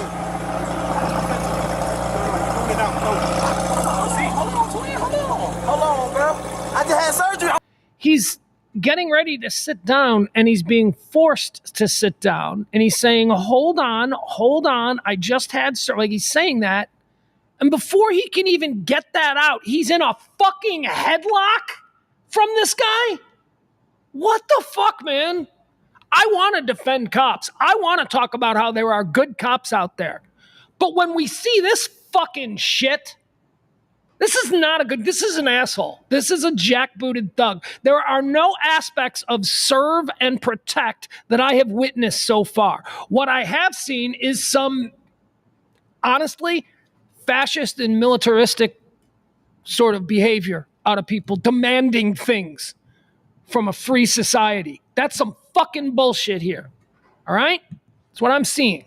He got him in a headlock. They're about to throw him on the ground. They don't care. Again, they know who he is. This is it. This is also something that's very concerning. It's not that they don't care. It's that these people are stupid people. These are stupid, slow, lazy-minded people who we have given all of this authority to because they know this is Tyreek Hill. They know they're wearing body cams. And they're not intellectual enough to have the forethought to go, I wonder how this is going to look tomorrow when I lose my fucking job. They're not smart enough in this moment to start connecting dots and go, okay, wait a second, we need to calm this down because this is the kind of story that's going to lead Sports Center. And we're suddenly become famous in our hometowns as bullshit racist cops. All right, none of these guys are smart enough to be thinking that way. This guy grabs him from behind and tries to throw him on the ground. These guys cannot have guns. They cannot have authority over any of us because they are proving here that they're completely incompetent. Park there. Don't park there. Hey.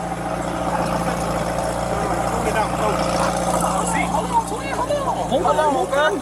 I just had surgery on my knee. I just had surgery on my knee, bro. I just had surgery on my knee, bro. I just heard you in your ears when we go there with your window down. Chill, bro. Hey, don't do, bro. Back up. Hey, call Drew. All right, so this is another player who is just pulled over after being told not to pull over. He's got his hands up. This cop has just approached him very aggressively. So let's keep watching. Hey, call Drew. Call Drew, bro. Call Drew. Hey, call Drew, bro. Hey, what? Hey, call Drew, bro. Just call Drew. He's asking his fellow teammates to call Drew Rosenhaus back, the agent, who is on his way because that is what an agent does. If Drew Rosenhaus has to jump on a jet ski and cross the bay to get to this place, no, he is on his way. Hey, I'm not doing anything. I'm not doing nothing. What am I doing that's wrong? Hey, listen. Take it back in the Hey, listen. Hey, man, they got Tyreek. The cops over here beating on him, man. They over here beating on Tyreek, Listen, big man, don't park there, man. Just get in the car. Hey, Drew, you gotta come, man. Just get in the car. Right out the side, on the side of the, Hey, get in the car. How many times a season you think Drew Rosenhaus gets these calls? I mean, this one is very high profile because it was week 1. But Drew Rosenhaus represents like just about everybody who's big, and he doesn't discriminate. If you're a piece of shit nonsense player who gets in trouble a lot, he'll take you on as a client, and he'll make you the highest paid. Anyway, I just wonder how many times a year Drew Rosenhaus gets these calls. You're parked in the middle of the street. I'm in the car. You gotta go before you get a ticket. Hey, I'm in the car. Who's the driver? This is my car. All right, move. I'll take that. You gotta move right now. Let me have your license. You're gonna have to ticket too. I'm coming. All right, now watch this. This is that same cop, okay?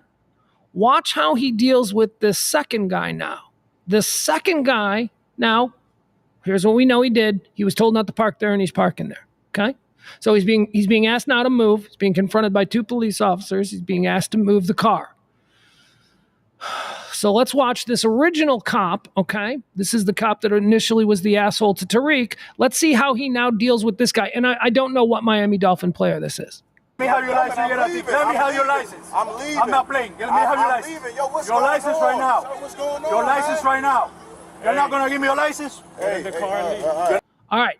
See what's going on here? Do you see one cop has his hand on this guy? Okay. The cop with his hand on him is telling him, just get in your car and leave. Just get in your car and leave. That's what that cop is telling him. This other cop, Mr. Hothead, is telling him that no, that's not an option. Watch how this plays out. This is fucking chaos. What's going on? Your license right now.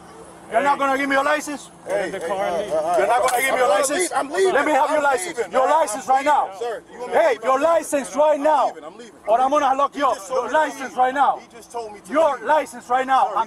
You're dealing with me now. Sir. Your license right now. You're dealing with me now.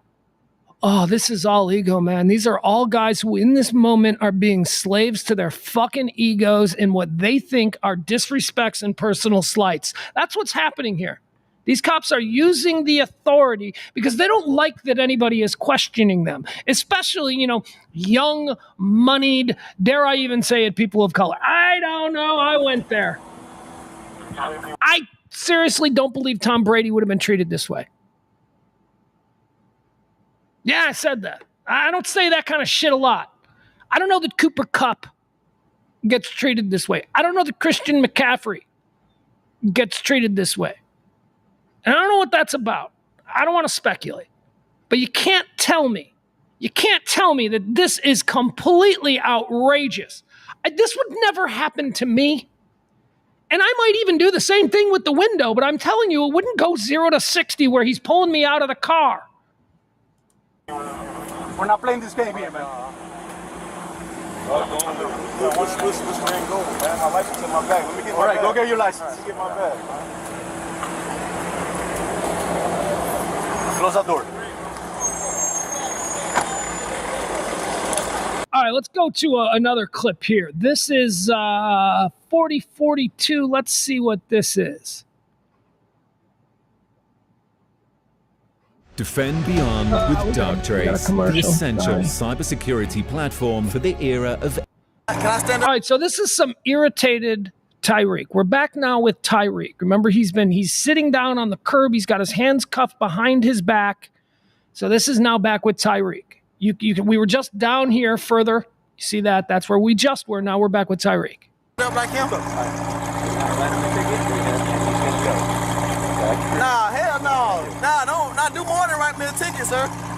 Cause look, that dude, hold on. Rick, you on this again? No, I'm not playing today, bro, cause that dude fucked my knee up. Like, he really tackled me on my knee on this damn cement, bro. Like, hold on, can I stand up? Can I stand up? Can I stand up though? Can I stand up? Nah, dude, tackle me on my fucking knee, bro. Like he really hit me on my knee on this seat and shit. What happened? No, so look, he told me to pull over, right? And I pulled over. He was like, "Why ain't your seatbelt on?" I'm like, "Sir, was I speeding?" He was like, "Nah." He was like, "Yo, you was speeding." I'm like, "Sir, I was going 55 in a 40." Okay, that's cool. I was like, "Okay, write me a ticket. Write me a ticket so I can go." He was like, so like he started walking away. I let my window back up and I put my seatbelt on, right? Okay. So he was like, "Oh, put your window." I said, "I'm not gonna put my window down, bro. I'm not, bro. I'm finna call Drew." So I called Drew. You know Drew Brooks, right? So I called Drew to make sure everything was straight. He started getting hostile. He's like, "Get out the car, get out the car." I said, "Bro, for what? Let me call Drew first. Give me 1 second, sir."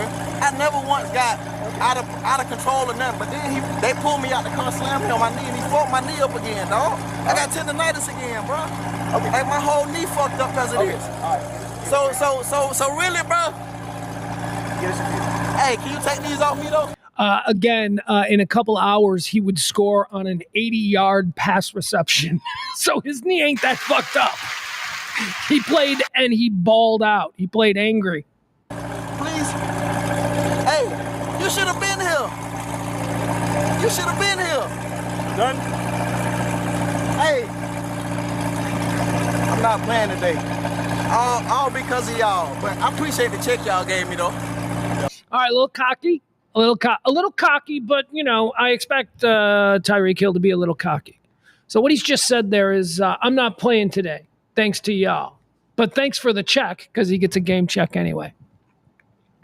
He's being a little cocky. And that's an ugly character trait in anybody.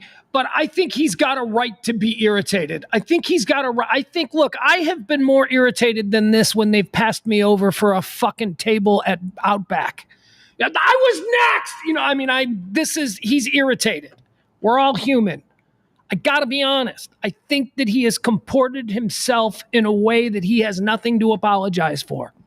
I think that these cops, and certainly the police union, remember I told you the police union went out on a limb a couple hours before this body cam footage was put out, and the Miami police union said absolutely nothing happened. He was talking reckless. He was getting all aggressive, and we just react. That's what the official police union said. Now, let's not get confused. The police union isn't the official line of the police department. The police union represents, it's the voice, it's the collective voice of the rank and file officer, which is a bad look. Has no real authority. That would be the official opinion of the police department itself. The police union, however, represents the voice of the officer on the street, and that's a bad look for the officer on the street, considering what we are seeing here. All right, let's go back again. Tyreek Hill is being a little bit testy here. He wants to go. He doesn't understand why he's in handcuffs, and he's. I appreciate. Hey, I'm not playing today. All because of y'all. But I appreciate the check y'all gave me though. I appreciate the check you gave me. Appreciate it. Doesn't seem like you need it, man. You got a McLaren, bro. I don't give a damn about none of that, bro. Hey, stay right there. Pull your. All right, so here's other teammates now pulling up. By the way, that is the answer to the question of what kind of car that is. Yesterday, I thought that it possibly was a Corvette, and then I went on a bit of a screed about how I enjoy that Chevy has made the Corvette look like McLarens and other supercars, so people can spend $300,000 on this McLaren that we're seeing right there, or you can spend $100,000 on a Corvette, and it'll look the same. I thought it was a Corvette yesterday. It turns out Tyreek Hill is balling in the real article. He's got himself a McLaren. McLarens are my favorite of the supercars, by the way. Appreciate it. Doesn't seem like you need it, man. You got a McLaren, bro. I don't give a damn about none of that, bro. Hey, stay right there. Pull your camera out. Keep going. Pull your camera out. Thank you, guys. They're arrested. Keep going. Hey, thank you. They slammed me on the ground, bro. Keep going. Nah. That's crazy, bro. I'm talking about, bro. I don't like no shit like this, bro. That's real embarrassing of y'all, bro. For dude to slam me on my knee like that. Like he a whole like. Wanna hear me out? Huh? Wanna hear me out? What? Drive reckless. All right, so now this police officer is sort of speaking to him in a more calm tone. He just asked, he said, do you want to hear me out? Do you want to hear our side? All right, so this will be interesting. Let's listen. It's real embarrassing of y'all, bro. For dude to slam me on my knee like that. Like he a whole like. Want to hear me out? Huh? Want to hear me out? What? Driving reckless. That's behind the turnpike. That's the reason they called out your vehicle. Saying you were driving reckless. But that don't still give you no reason to pull me, snatch me out my car, do it? Do that? He admitted everything 5-5. Hear you, bro. Huh? Do that give you a reason? Do that give you a reason to snatch you out? Do that give you a reason to snatch me out my car? Do that give you a reason to snatch me out my car? Do me a favor, wait over there, man, by the tree. Do that give you a reason to snatch me out my car? Do me a favor, wait over there. Do that give you a reason to snatch me out my car? And look, how do you... Like I just said. You got proof of that, Go sir? over there. You can film all you want from over there. You got 25 feet from us. Hey, let's go. Move. Like state law. Move. Cops don't like being filmed. Some cops will tell you that you can't film. But yeah, you can. That is absolutely your right to film. Talking about I'm driving reckless. Look at this ass. Hey. Carry you. Hey, that's a tough guy right now. Hey, that's a tough guy right now. Appreciate it. Hey, relax. Hey, you don't tell me to relax, man. Look at this dude, bro. You don't tell me to relax, man. You been squeezing the hell out my neck. You don't tell me to relax. Big muscular man says I'm squeezing him. Look at the scrawny guy. I'm big muscular man. Yeah, okay. How about you show how muscular you are, Mr. Gump. Talking about I'm driving reckless, bro. Dude done slam me on my knee. That don't give you. Like, let me slam him on his knee like that. I bet his ass be complaining. Write me a ticket for catching me speeding right there. Right there. That way he caught me speeding right there.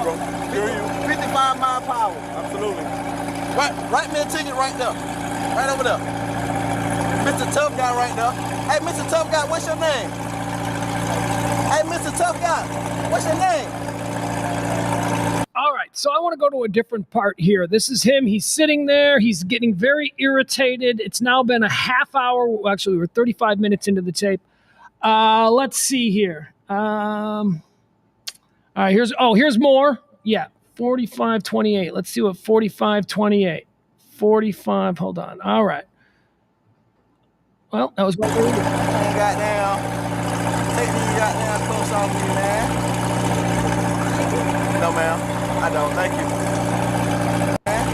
All right, that's an interesting exchange because that's a female police officer who we met in a different clip that I haven't shown you yet. But she's a female police officer and she's there and he's being very nice to her and she's being very respectful to him. And you even see it here. He's like, no, ma'am. Yes, ma'am. It's like, it's only the guys who were being assholes that are getting some kind of attitude in return, which I think is understandable.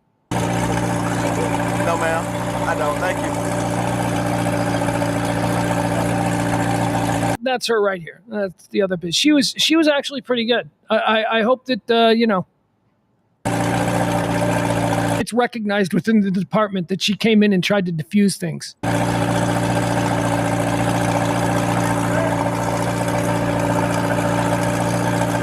just being a black man, that's it. I'm just being black in America, bro. That's all it is. We're dark too, brother. We're people of color too. Don't play like that stuff here. I'm just being a black man in America, bro, in a nice car. That's it. That's it. Just write me my ticket, man. I know that there's a lot of white guys out there who hear that and they're like, that's a trigger for a little, oh yeah, he's a black man in America, that whole thing. But I do offer you the previous 10 minutes that we've just watched. I'm sorry. I do think that his skin color, I think that he's young and he's black and he's got a fancy car. I think that does have something to do with the overly aggressive manner in which he was handled.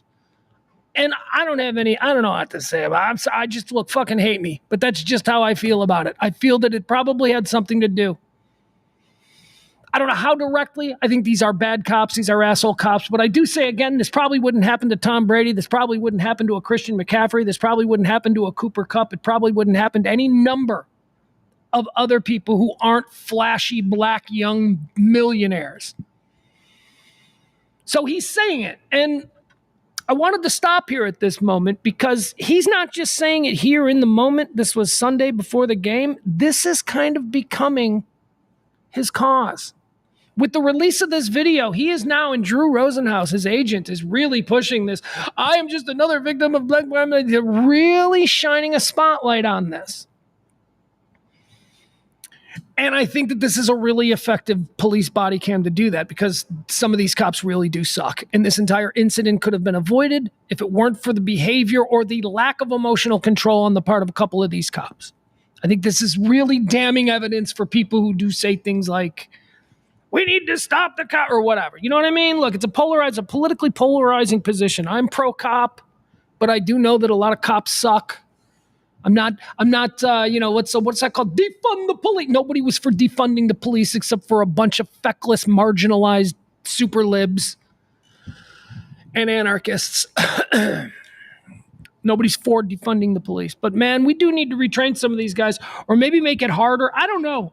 Robots. There you go. That's what I want. I want robots.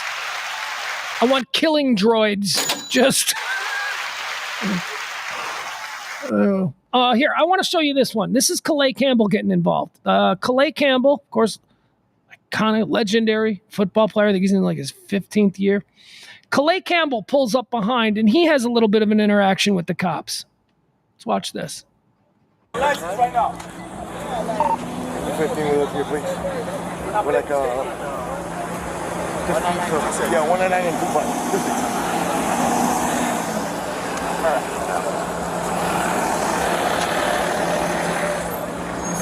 Great, bro. Oh, good. I'm glad y'all have a great man on. Whose car is that? Whose car is that? Move it. Are you going to get a ticket? I'm going to tow it. Move it right now. I'll take a ticket. All right, Calais Campbell's like, okay, I'll take a ticket. I'll take a ticket. That's fine. I don't know if you know this. I've been in the league for 15 years. I'm extraordinarily wealthy. And your ticket of about 150, maybe 200. Hell, I'll even pay 2,000. It doesn't matter to me. I'm Calais Campbell. Give me a ticket. I'm gonna call Move it. Listen, I'm giving you an order to get out of here right now. Hello? What's going on? It doesn't concern you, sir. It doesn't concern you.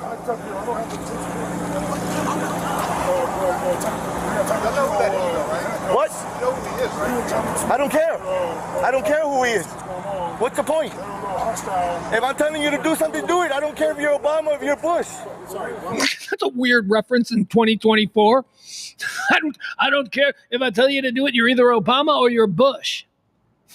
Weird choice for especially this year. Could have gone with Trump, Harris, but no, he went with Obama and Bush. The energy's too high. No, it's not. Listen, Obama or you're Bush. This guy's right. This guy's another player, I guess, or somebody who works with Calais Campbell, maybe his assistant or something, but he's telling him, look, man, your energy is too high. You need to bring this down. All of you guys need to just calm the fuck down a little, please.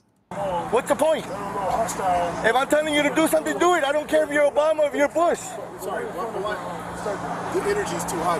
No, it's not. Listen. If I'm telling you to do something, I got you. Just do it. I got you. If I'm telling you roll out the window, roll it down. Don't lock it up. I got you. Okay? I don't know why you're not rolling down the window. I don't know. I want to go home as well.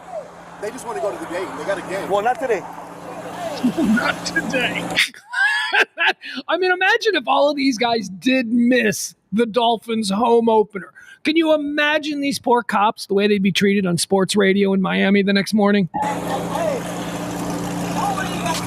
I'm not going to tell you again, sir. Move your car. I understand, sir. No, I don't think you do. I'm being serious. I mean, over this? I mean, I'm not saying, like, if it was a legitimate crime that these guys committed, then yeah, they should miss the game. But imagine if they missed the game over this, and the Dolphins lose their home opener, and, you know, then this body cam comes out 2 days later. Oh, my God, these cops.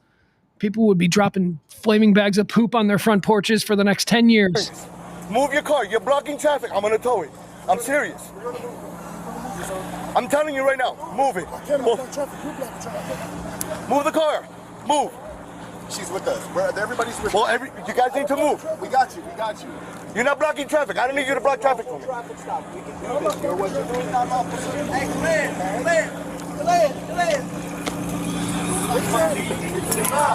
So now Tyreek is calling for Calais, so he's coming. I'm not going to tell you again to leave. I'm going to give you one more time. If you don't leave, I'm going to take you to jail. Listen, if you don't listen to me. Can you talk to me, sir? Listen. I'm giving you an order. One more time. I'm giving you an order to get out of here. Hey, 39, right here. Right there. Get down. Put your hands behind your back. You did? That's it. I told you, leave. See, at this point, this is punitive.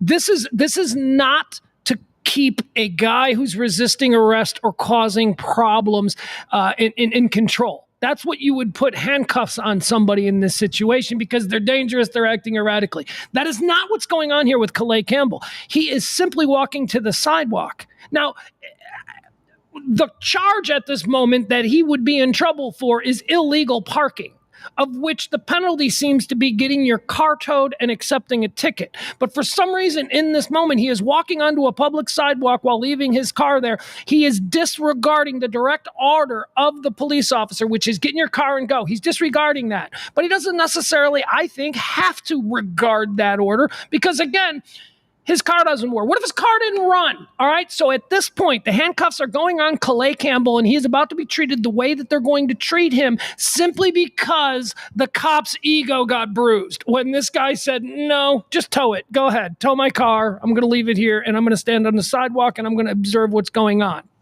There is nothing illegal about any of that other than having your car parked somewhere it shouldn't be. But what degree of legality is that, right? It's tiny.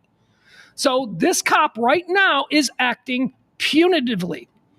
This cop is acting judge, jury, and executioner in this moment. I am now going to control your body physically. I'm going to strip you of your rights as a free man born in America because you've just hurt my ego by telling me that, no, you're going to go stand on the sidewalk. He is not a suspect in any of this. He is just a civilian observer at this point. And this is how the police are treating him. These cops are not good. Or at least this one isn't. And neither was the other one, the little pudgy one. Nope, too late. Nope, too late. I told you. I told you, leave. Sit right here. As a matter of fact, sit right here. I don't want you to sit and listen. Sit down. Okay. Sit down. I gotta sit down? Yes, you gotta sit down. Can I get underneath? Because my, None of these guys are resisting. None of these guys are going, damn, man, motherfucker, man. None of them are doing this. These guys are all super wealthy professionals who have a lot to lose if this breaks bad for them. So they're all very practiced at how to behave in these moments. You know who's not? The police. And that's why the police look so awful by comparison. Wherever you're most comfortable to you. show is that flexible. You want me to lay it down? I can't. I gotta sit underneath because I'm not flexible enough for my shoulder. That's fine. Move the car. You just told me not to move the car. You need the tag and everything? Are you going 39? Are you 39? I don't know. Actually, let me get the tag. Just write down the tag and then he can move the car. But you don't need the tag. Or you don't have to move the car and they can just tow it like they would a car if it broke down. If you don't want to be, he's the passenger. They've got the driver and owner of the car in handcuffs. There is no reasonable expectation that that car can be moved. You can say, can the passenger move the car? But if the passenger says no, what if the passenger's like, I don't drive? Just tow the fucking car. If that's because that's what they don't want to do. They want them to comply, but they fuck themselves because the person that's going to comply with the most important thing is to get that car moving and get traffic moving again. But their ego now has the driver of that car in handcuffs. So the car is still compounding the traffic problem because, again, their fucking egos were managed improperly by a bunch of emotional infants with badges. I don't know why, man. You know what I mean? You know exactly why you're in handcuffs.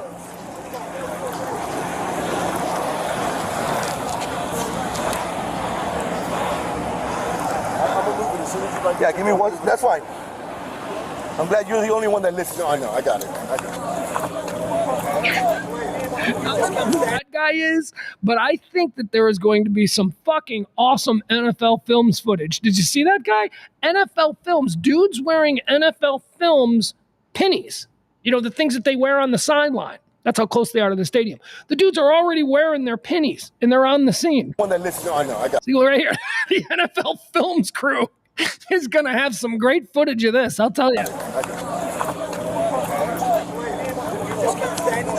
don't know how many times I told you to leave, man.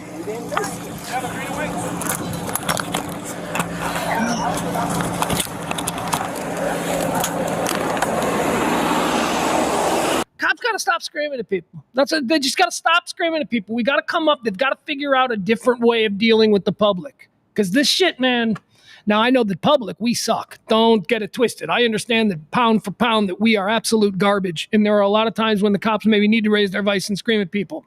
This is just not one of those situations. And I don't think the default setting for police in America should be, get out of the fucking car! Get out of the fucking car! Why is that the default setting? And they all look like goddamn SEAL Team 6 members now. Do you remember back in the day? Cops used to wear ties. Do you remember cops used to wear button-up shirts and fucking ties? Now they're all body-wrapped in Kevlar with all different kinds of Batman utility belts strapped all over them. They look incredibly intimidating. That's part of the problem. And why is that? Well, it's because we got guns everywhere in this country, and we can't have these cops being shot up. Back in the day when a cop wore a suit and tie. Well, not a suit, but I guess he did wear a tie and shirt. Back in those days, we didn't have the gun situation that we have now. Yeah, we still had the Second Amendment, but there weren't guns everywhere all the time. So cops weren't just getting shot. Everything didn't come down to a cop. So cops have to dress like that. Fuck, we're screwed. All right, here's the last thing. Here's the last thing that we're going to do here. No, actually, yeah, we'll show you this one, 2150. This is one a cop. 2150, this is a cop being told who it is. We'll see how he reacts to that. I mean, you can stay there. Okay, as long as you comply, I don't have a problem with that. Okay, but understand, if I ask you to leave, it's for a reason. Okay. If I ask you to do something, you saying I'm free to go or I can't stay here? Whatever you want. It's up to you. I'll leave it up to you. Okay. If you're here, I'm willing to leave. That's fine. That's fine. I'm letting you know. As long as you comply, I don't have a problem with you staying here. What's your first name? Danny Torres. Okay? All right, so that was the cop and Calais Campbell. Okay, that's the way law enforcement and I believe civilian observers should treat one another. Yeah. We're good. I see it's a lot of people around here. So. Yeah, apparently he's somebody. I don't even. Okay, so this dude at this point doesn't know who he's dealing with, right? Apparently, there's a lot of people around here. Apparently, he's somebody. I don't have any idea. It's fucking Tyreek Hill. Okay, that's the cop. It's fucking Tyreek Hill. What is wrong with you? Yeah, apparently he's somebody. I don't even know who he is. Fucking Tyreek Hill. That's fucking Tyreek Hill, man. Don't you have any idea who you just treated so poorly? You should know the name of the man who's going to be the reason that you're going to lead Sports Center tonight. You, Miami-Dade police officer, whatever. You are going to be whoever it is. Rich Eisen is talking about tomorrow. Stu and Shannon. I guess that's not a thing. That's not a thing anymore, right? Yeah, apparently he's somebody. I don't even know who he is. Fucking Tyreek Hill. Okay. Okay. Okay, whatever. I don't care. All right, the last thing that I want to show you here, and then we'll move on. But here's how it ended. Don't you want to see how it ended? Let's see how it ended. This is, where is that? 20 video. Oh, nope. Hold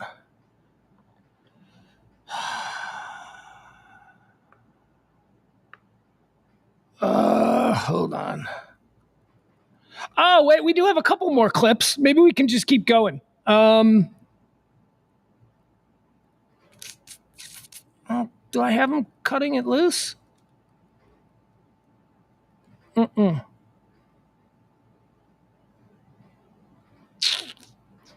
right, let's look at... All right, Drew Rosenhaus, I guess he comes on the scene at 30:35. Let's see what that is. Drew Rosenhaus, the super agent, he shows up.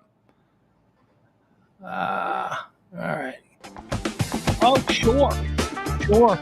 I'll skip this in 2, 1, and skip.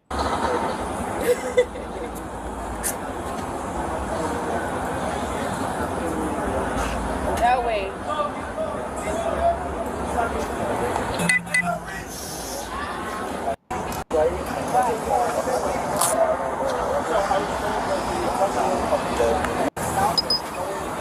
Hey, I'm on camera. I'll give me a few minutes. Thank you, man. How it ends. Okay, so this is the resolution. This is what I was looking for. So let's see how they behave all towards each other when this is over, because it's going to be hot now. It's going to be one of them issues. Hey, I'm on camera. I'll give me a few minutes.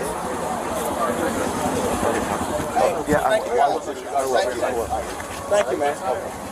Respect, for real. Everybody. And nothing personal. Appreciate it. Hey, I still got love for y'all, brother. I want to be an officer one day. I respect all y'all. Appreciate y'all. He said, I got nothing but love for y'all. I respect ya. I want to be an officer one day, which is something that he reiterated in his post-game press conference. And, I always wanted to be a police officer when I retire, which isn't that far-fetched. I mean, Charles Tillman, who should be in the Hall of Fame, he's like one of the top FBI guys in Chicago. He stopped playing football and he went to the FBI Academy and he graduated, and now he's a big FBI agent anyway. So it's not crazy. Shaq gets to be a pretend cop, right? Isn't Shaq a pretend cop? So maybe Tyreek really does want. Anyway, my point is this. This is the way we want to see it. Now, that guy with his arm around Tyreek, that's Drew Rosenhaus. That's the most powerful agent in football. And this is Drew Rosenhaus wants this on the body cam footage. Drew Rosenhaus wants Tyreek Hill shaking the hands of these people because Drew Rosenhaus already has a plan on how he's going to end the careers of every single one of these cops on scene. And you will see. Appreciate it. Respect, for real. White shirt. This is Drew Rosenhaus. Everybody. And nothing personal. Appreciate it. Hey, I still got love for y'all, brother. I want to be an officer one day. I respect all y'all. All right. Appreciate y'all. Well, there you have it. That's the Tyreek Hill body cam video. I saved you the 2 hours that it would take you to go through the whole thing. I went through some of the hot moments, and there was a lot of standing around and a whole bunch of nothing there. But also, there were some very telling moments. And so my takeaway is, I would like to counter what I said yesterday in a tweet. After seeing the first 3.5 minutes, I said Tyreek Hill was probably being pissy, but these cops certainly acted overly aggressive. I would like to amend that to Tyreek Hill didn't do anything wrong, and these cops fucking sucked. I'm sorry. That's just what I saw. And it's going to be his thing, man. That's what's so weird about this now. Tyreek Hill, remember yesterday I told you he's got a past. He's got a past that seems a bit sketchy. He's got a past where he's been in trouble before. People can change and people can get better and people can mature, and maybe he has. Certainly the behavior that I saw there suggests that maybe he is a more mature 28-year-old, I don't know what he is, than he was maybe at 22 or 23. Who knows? I'm willing to open because I've now seen him be that way. Certainly in control of his inner feelings, because I think most people in that moment, their true inner feelings would be like, man, fuck these guys. Fuck these guys, man. What? Just fucking hassle. There was a reason, and it's a reasonable expectation that you could feel a little outraged after going through that. And he doesn't. Shakes all their hands. Thank you, guys. Thank you. Respect. It says a lot about him. And the video says a lot about those Miami police. Crazy. And because of that sketchy past, he is now, at least for the near future, and by near future, I mean 72 hours to 3 weeks, he is going to be at the center of a conversation about the way police deal with young black men in America. And it's interesting that it would be him, because as I said, yesterday we went through all of this stuff where it's like, yeah, he might be kind of a bad guy.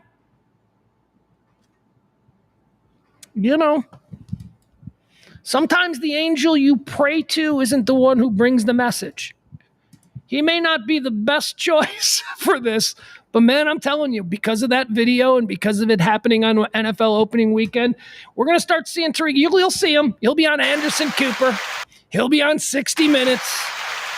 He'll be on whatever. It'll be sitting down and having real conversation. It'll be that whole thing. Anyway, there you have it. And he's not wrong. He is not wrong. If they are going to specifically just talk about this instance, the one that he just experienced, he won't be wrong when he says that these cops were brutal and they need to change their tactics, and that's not cool. All right, moving on. There you go. That's the Tyreek Hill story. Thank you. Thank you all. Thank you all. What else are we going to do here tonight? Spent spent a lot of time on that one. Look at it's already 2:00. We've done like 3 stories. Tonight is the big debate. ABC. Does that mean it's only on ABC?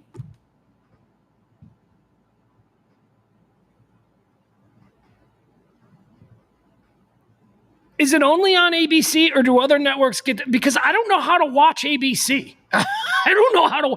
ABC doesn't have a Peacock or a Paramount. See, whenever I want to watch something that's on NBC, because I don't have cable or satellite, whenever I want to watch something that's on NBC, I go to Peacock. I got Peacock. I got the Peacock app. So anything that's on NBC, I can find on Peacock.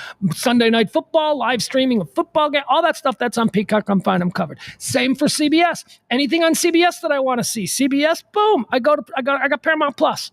Paramount Plus is CBS. Anything you want to see on CBS that airs, live football games, whatever, go to Paramount Plus. It's all good. Comes with my Prime or whatever. I don't know how to do ABC. ABC ain't got dick. The only ABC News app, let me install the ABC News app on my TV and I can watch it there that way. I don't know how I'm going to do this. I was really kind of hoping that, it's going to be, the ABC hosts and all that, but I was hoping it would also be on CNN or it would also be on Fox News, other places. It is on all the channels. That's what Peter says. Thank you, Peter. Thank you. I appreciate that. I hope you're right. I don't know that you are, but I hope you is.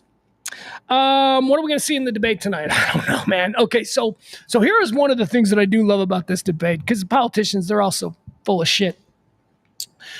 I like the mute button story. Again, I'll tell you the mute button story.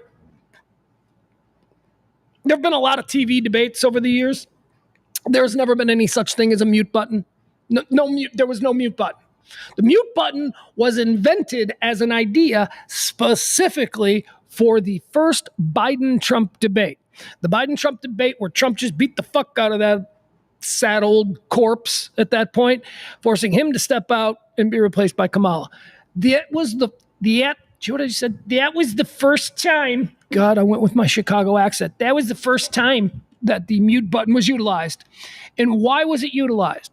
It was invented for Joe Biden and by the Joe Biden team so that Trump would be silenced when Joe Biden was struggling to I don't mean to make fun of his stutter. That's not what I'm doing.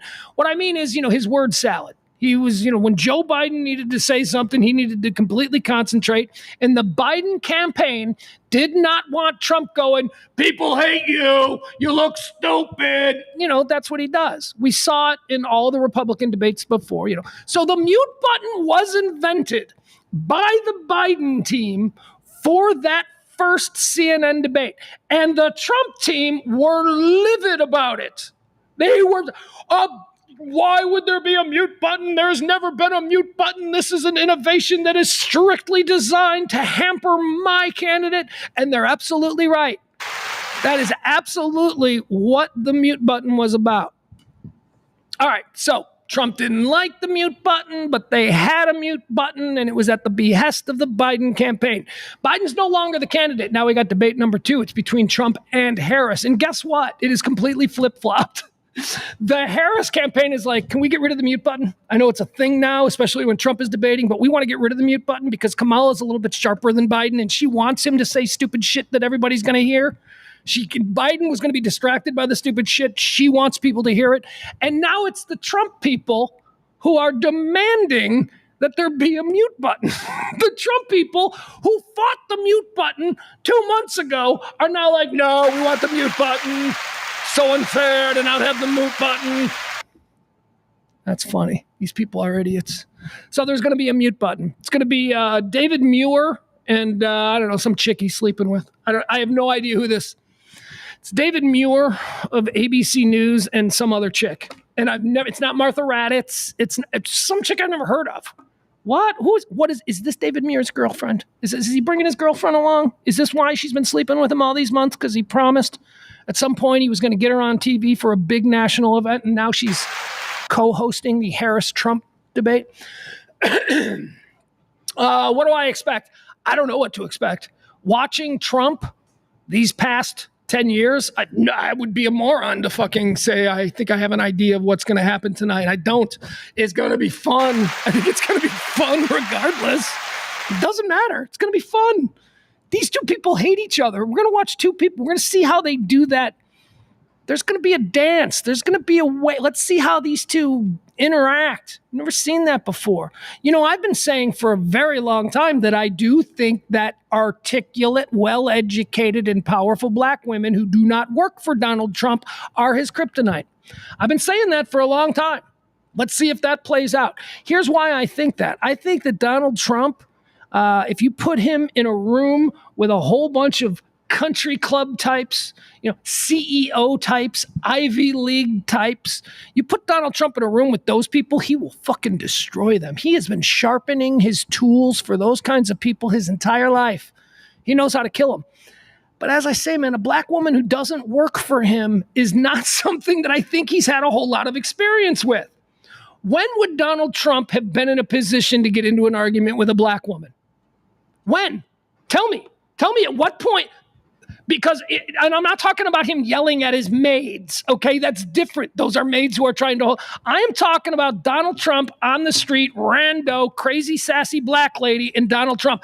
I don't think he's going to know how to handle that. And that is not to say, and many of you are like, well, Kamala's not black. Very funny. I don't think he's well seasoned in being able to fight like that. And what I think might happen is that he might get so flustered by whatever Kamala's going to throw at him. I think he might get so flustered that he'll just say something that is just like a bridge too far. This is why we shouldn't let you people into the country. Something like that, I don't even know if that would be a bridge too far, though. I think that cat's out of the bag. No word on whether or not Kamala has done what I wanted her to do. I wanted Kamala to grow out her nails. I wanted her to do the debate with those super long, crazy black lady nails, right? I wanted her to be able to do this because I think Trump would get distracted by the crazy big black lady nails.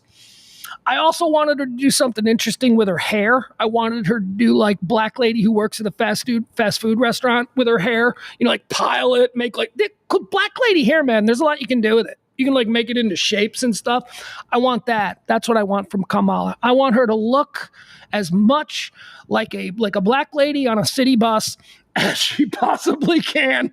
And then I want her to, just embody that spirit when arguing with the silver spoon, handed everything billionaire Donald Trump. I want to see how that dynamic works. So we'll see. We'll see. But I don't know if it will. Trump's fucking amazing. Trump might just be like, he might be able to handle it. I don't know, but I've always had a theory. And I don't think he can handle black women who don't work for him. I don't work for you. I mean, he had enough trouble with Omarosa, and she did work for him. All right, that's going to be the debate tonight, 8 o'clock, something like that, whatever.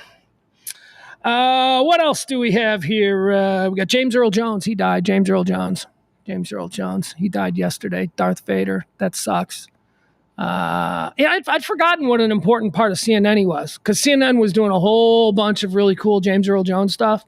And they stopped using him. When did they stop using him? I didn't notice. That's unfortunate. But of course, James Earl Jones for decades was the voice of "This is CNN." It was James Earl Jones. James Earl Jones's voice, amazing. Darth Vader. Look at that, right? All right, James Earl Jones draft. Let's do it. James Earl Jones died yesterday at the age of 93. James Earl Jones draft. Number 1 off the board is, of course, Darth Vader. Number 2 off the board is King Musa. Come on, the Lion King. Come on. He made you cry in the Lion King. Yeah, he did. Number 3, he played another king.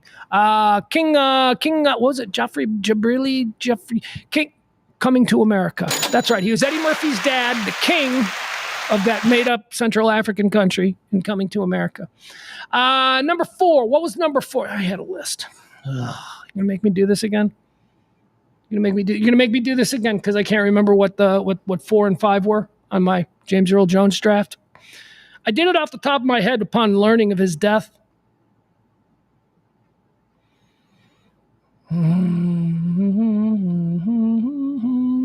All right, here we go. Yeah, all right. So Darth Vader, number 1, Star Wars. Number 2 is King Mufasa, the Lion King.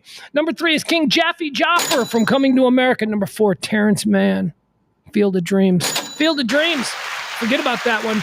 Number 5, Mr. Myrtle from The Sandlot. Oh my God! You know what I haven't mentioned? You want to know how deep this guy's cool ass movies go? I haven't mentioned any of the Clancy flicks. Love them all. I'm a Jack Ryan guy. I'm a Harrison Ford Jack Ryan guy, which means that James Earl Jones, he's my dude.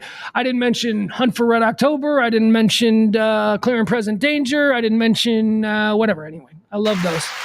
I didn't mention his work with Richard Pryor in those blaxploitation. Well, not even blaxploitation. What were they called? Colored cinema of the 1970s. Have you guys ever seen Bingo Long and his Traveling All-Stars? It's one of my favorite baseball movies of all time.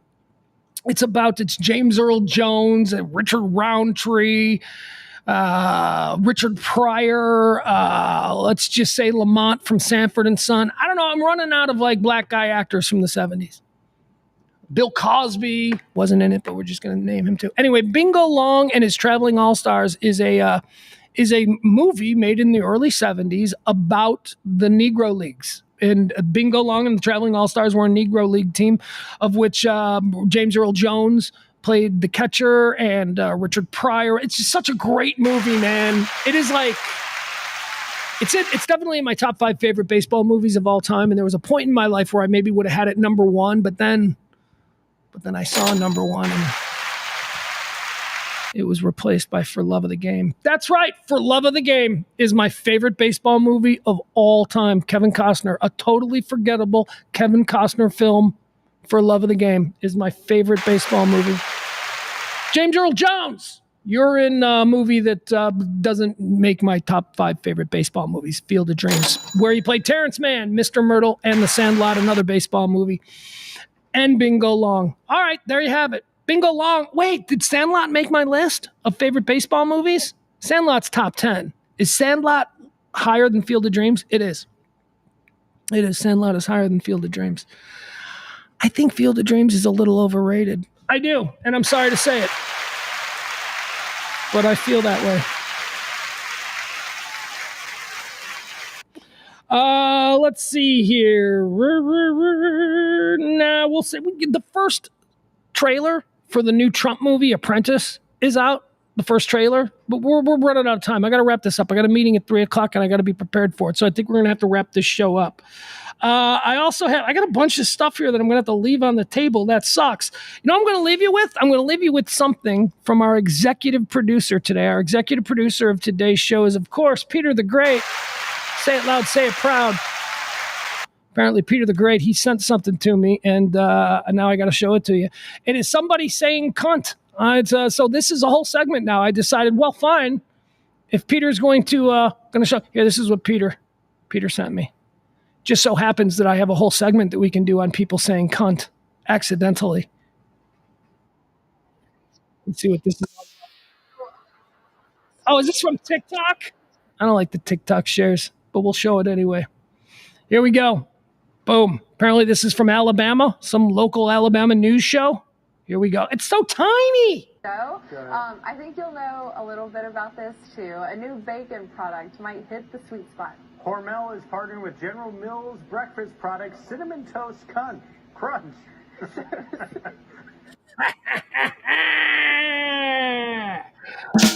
Oh, that was too loud.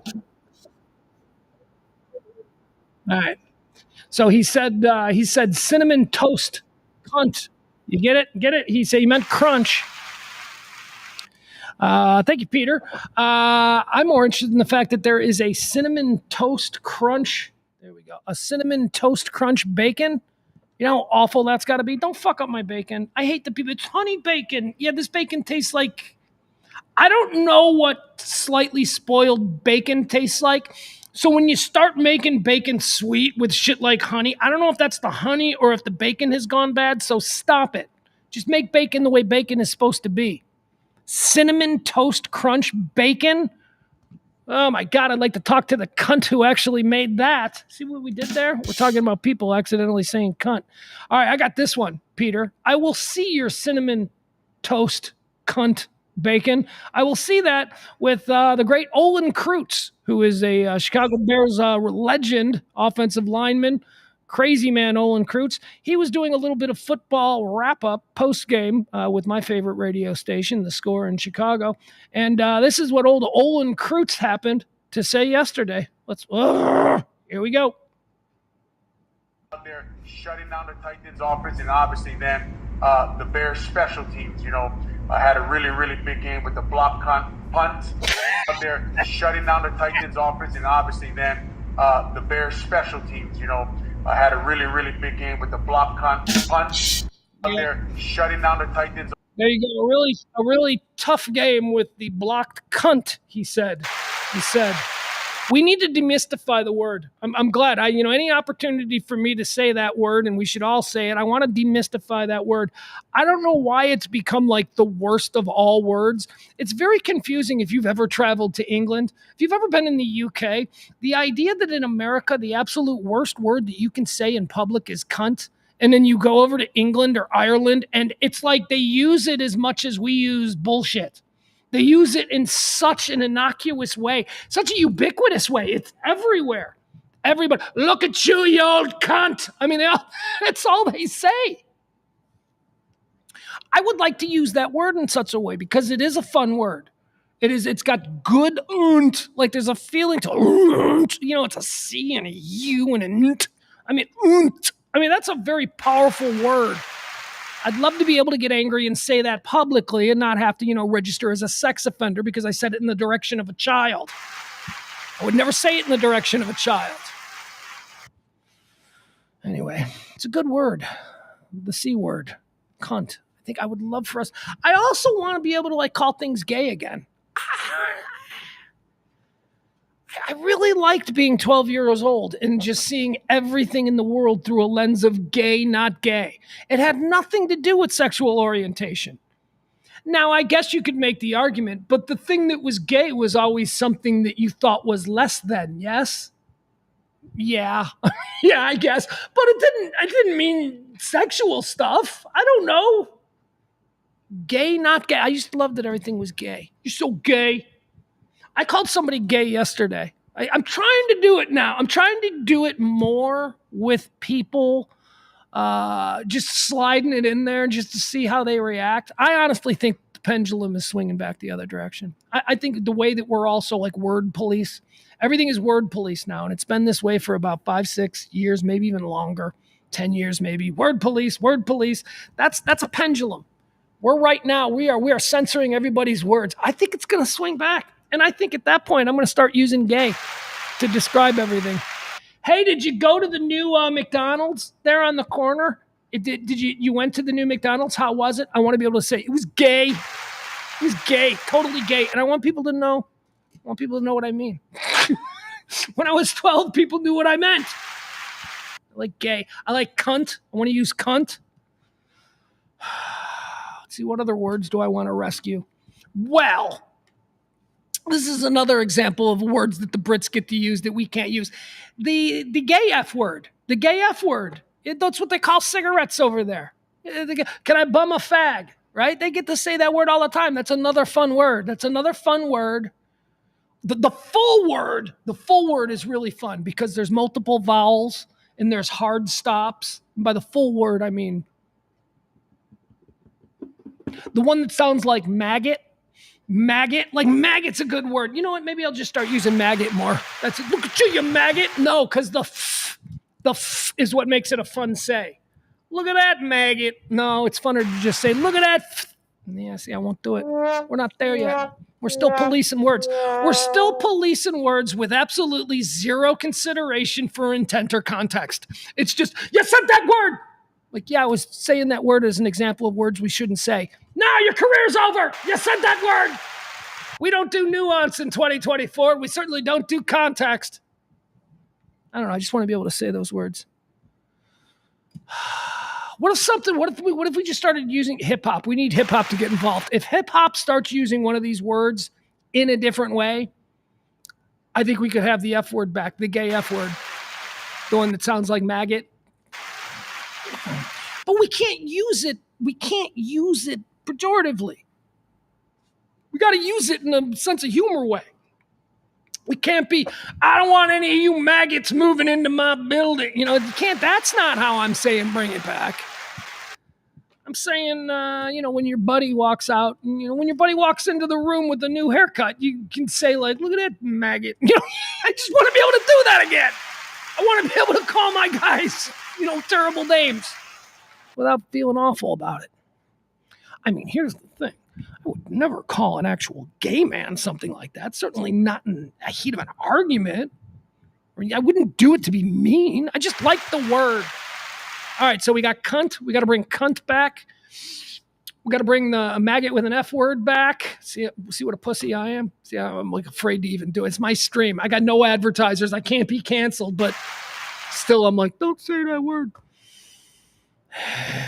In gay. And I want things to be able to be described as being gay. How was the movie? Totally gay. I want to be able to say that and not have it mean any kind of sexual connotation. I want it to be able to mean what it meant in 1982 when I was, a kid, when I was a stupid teenager who thought everything was gay if it wasn't cool. Which I do allow. I do allow for the understanding that you were using it to describe things that are bad, that are negative. And we as gay people, we don't like the term gay being used to describe things that are bad. I get that. I also get that life is sometimes full of disappointments and you got to get used to things you don't like. So I don't mean it against you. So get over it. I guess the other argument to that is, well, then why don't you just get over it and not say it? I don't want to. Been doing that for 15, 20 years. You took a word away. You took a word that was like one of the main words in my entire vocabulary. You took one of them words. You took multiple words away. Watch the Bad News Bears. Just go watch the Bad News Bears from the 1970s. That's how we talked. And we can't talk like that anymore. You took all my words away. Once I get cancer, I'm bringing the words back. Because nobody gets mad at someone with cancer. Once I get cancer, and we're all going to get cancer if we live long enough, it's just a natural thing that happens when our cells break down. It's a human phenomenon, cancer. Once I get cancer, I'm going to start using those words all the time. But again, in a nice way. In the nicest way possible. Barney says, my daughter mentioned yesterday that the N-word is commonly used at her school by white and Hispanic kids. That school is going to end up on CNN. Barney Styles, no, she's absolutely right. My son, my white Plano son, and his buddies who are of all different mix. Like my son's best friend is black. But then, he's got an Indian buddy. He's got an Asian buddy. I guess that could be the Indian. So he's got multiple Asian buddies. And then there's two other white dudes. And they all run together. They all play on the football team together. And I can tell you, those dudes among themselves, they are dropping N-bombs, white guy saying N-bombs, Asian guy N-bombs. It's towards one another in that playful, in the way of the playful street culture of youth today. No. I can't even say it. Even though I'm saying the N-I-double-G-A. That's how they talk to each other. Get over here, ma. And, they do. They say it all the time. It's very common. And I think that's good. I think that's really good. I think let's keep saying it. Let's go. Let's make it more normal and let's demystify the demystifying of words. When you tell somebody that they can't say the N-word because for generations that word has sort of stood for the oppression of one group under the thumb of another, I understand it, but at some point you got to demystify the word and stop giving the word power. That N-word, man, has the power to destroy empires. I mean, just political empires, movie careers. The N-word, if said that's too powerful. That word is too powerful. And I see a lot of youth culture, man. They use that one, not the one your grandpa might have used in the 1960s. That's the 2 G's and the ER. That one, and that was always used in a different context than come over here, my N, I love you, the way my son and his friends use it. So I think that's very interesting. They're 15 years old. Barney says his daughter does to her, his daughter's friend. They all do. That word is not as polarizing among like younger people in today's society as it is with us. Now, again, maybe there is a distinction between the GGA and the GGER, or what do they call it, the hard R? I don't know. I don't say that word in any shape or form. The art of demystifying word. Things that, we give them power based on the collective reaction to hearing it. Stop giving that word power by reacting in a certain way. Just roll your eyes. It's terrible. It's terrible. And then I'll be able to call things gay again, which is all I really want. That's so gay. All right, guys. I think we're done. What do you say we all get together here tomorrow at noon again? Like, follow, subscribe. If you enjoy this kind of talk radio, which is a rundown of all the day's news, hot topics, and events, be like Peter the Great, yesterday's executive producer, and drop a little something there in either the Pugs Cash App or the Venmo. This is how we run this thing. Non-political, lifestyle, hot talk. That's what we'll call it. Doing it every day for 3 years. Thank you, Peter. Once again, Peter, our exec producer, Peter the Great. Who's going to be tomorrow's? I do not know. All right, I love you guys. It is debate. Are we watching the debate? I would love to say that we're going to do a full, we'll go, hey, we should go live during the debate. But I don't want to do that. I want to watch the debate. I really do. I want to watch it. And you know what's funny about that? I kind of want to watch it. I want to watch it. Right now, I'm I totally want to watch it. 10 minutes in, I'm going to be like, this is boring. That's what I'm afraid of. I'm afraid 10 minutes in, I would be like, fuck. Look for Kamala to be Trump's kryptonite. I'm telling you, I think that there is something to the idea that Trump has never had to argue with a black woman that didn't work for him. He has lived. You people think he's one of you. There's so many of you Trump supporters who are like, nah, he's the blue-collar billionaire. Fucking morons. You know how dumb you seem? This dude has not lived a life like anything. He came up one of the most powerful families in New York. He was the prince of the city. He was handed all this money. He is not some normal dude. So we don't know how. He's very practiced in this new role of his as statesman and perennial political candidate. But he's not a normal. I don't know how to expect him to react. I mean, he really does think he's better than the rest of us. He's entitled. He comes from this powerful family. He's pretending like he's the blue-collar billionaire. I just want to see how that reacts to a woman of color who's going to push back on him. Has he ever been told? Has he ever been embarrassed in a verbal altercation with a black woman before? I don't think so. And I think she's going to try and embarrass him. I think she's going to say some things that are going to hit him in a different way than if they were coming from Jeb Bush or Marco Rubio or Lindsey Graham. I think it's going to be different. I think it'll be interesting. Although, having said that, I still hold out full possibility that 10 minutes in, I'm going to be like, this is boring. Wish there wasn't a mute button. I want them to really mix it up. I want America to just see how the sausage is made with all the warts and fillers and all that stuff. All right, guys, we're done. I love you. You're the best. We'll see you back here again tomorrow at noon. Talk radio the way it should sound every day here from the Kelly Moore Memorial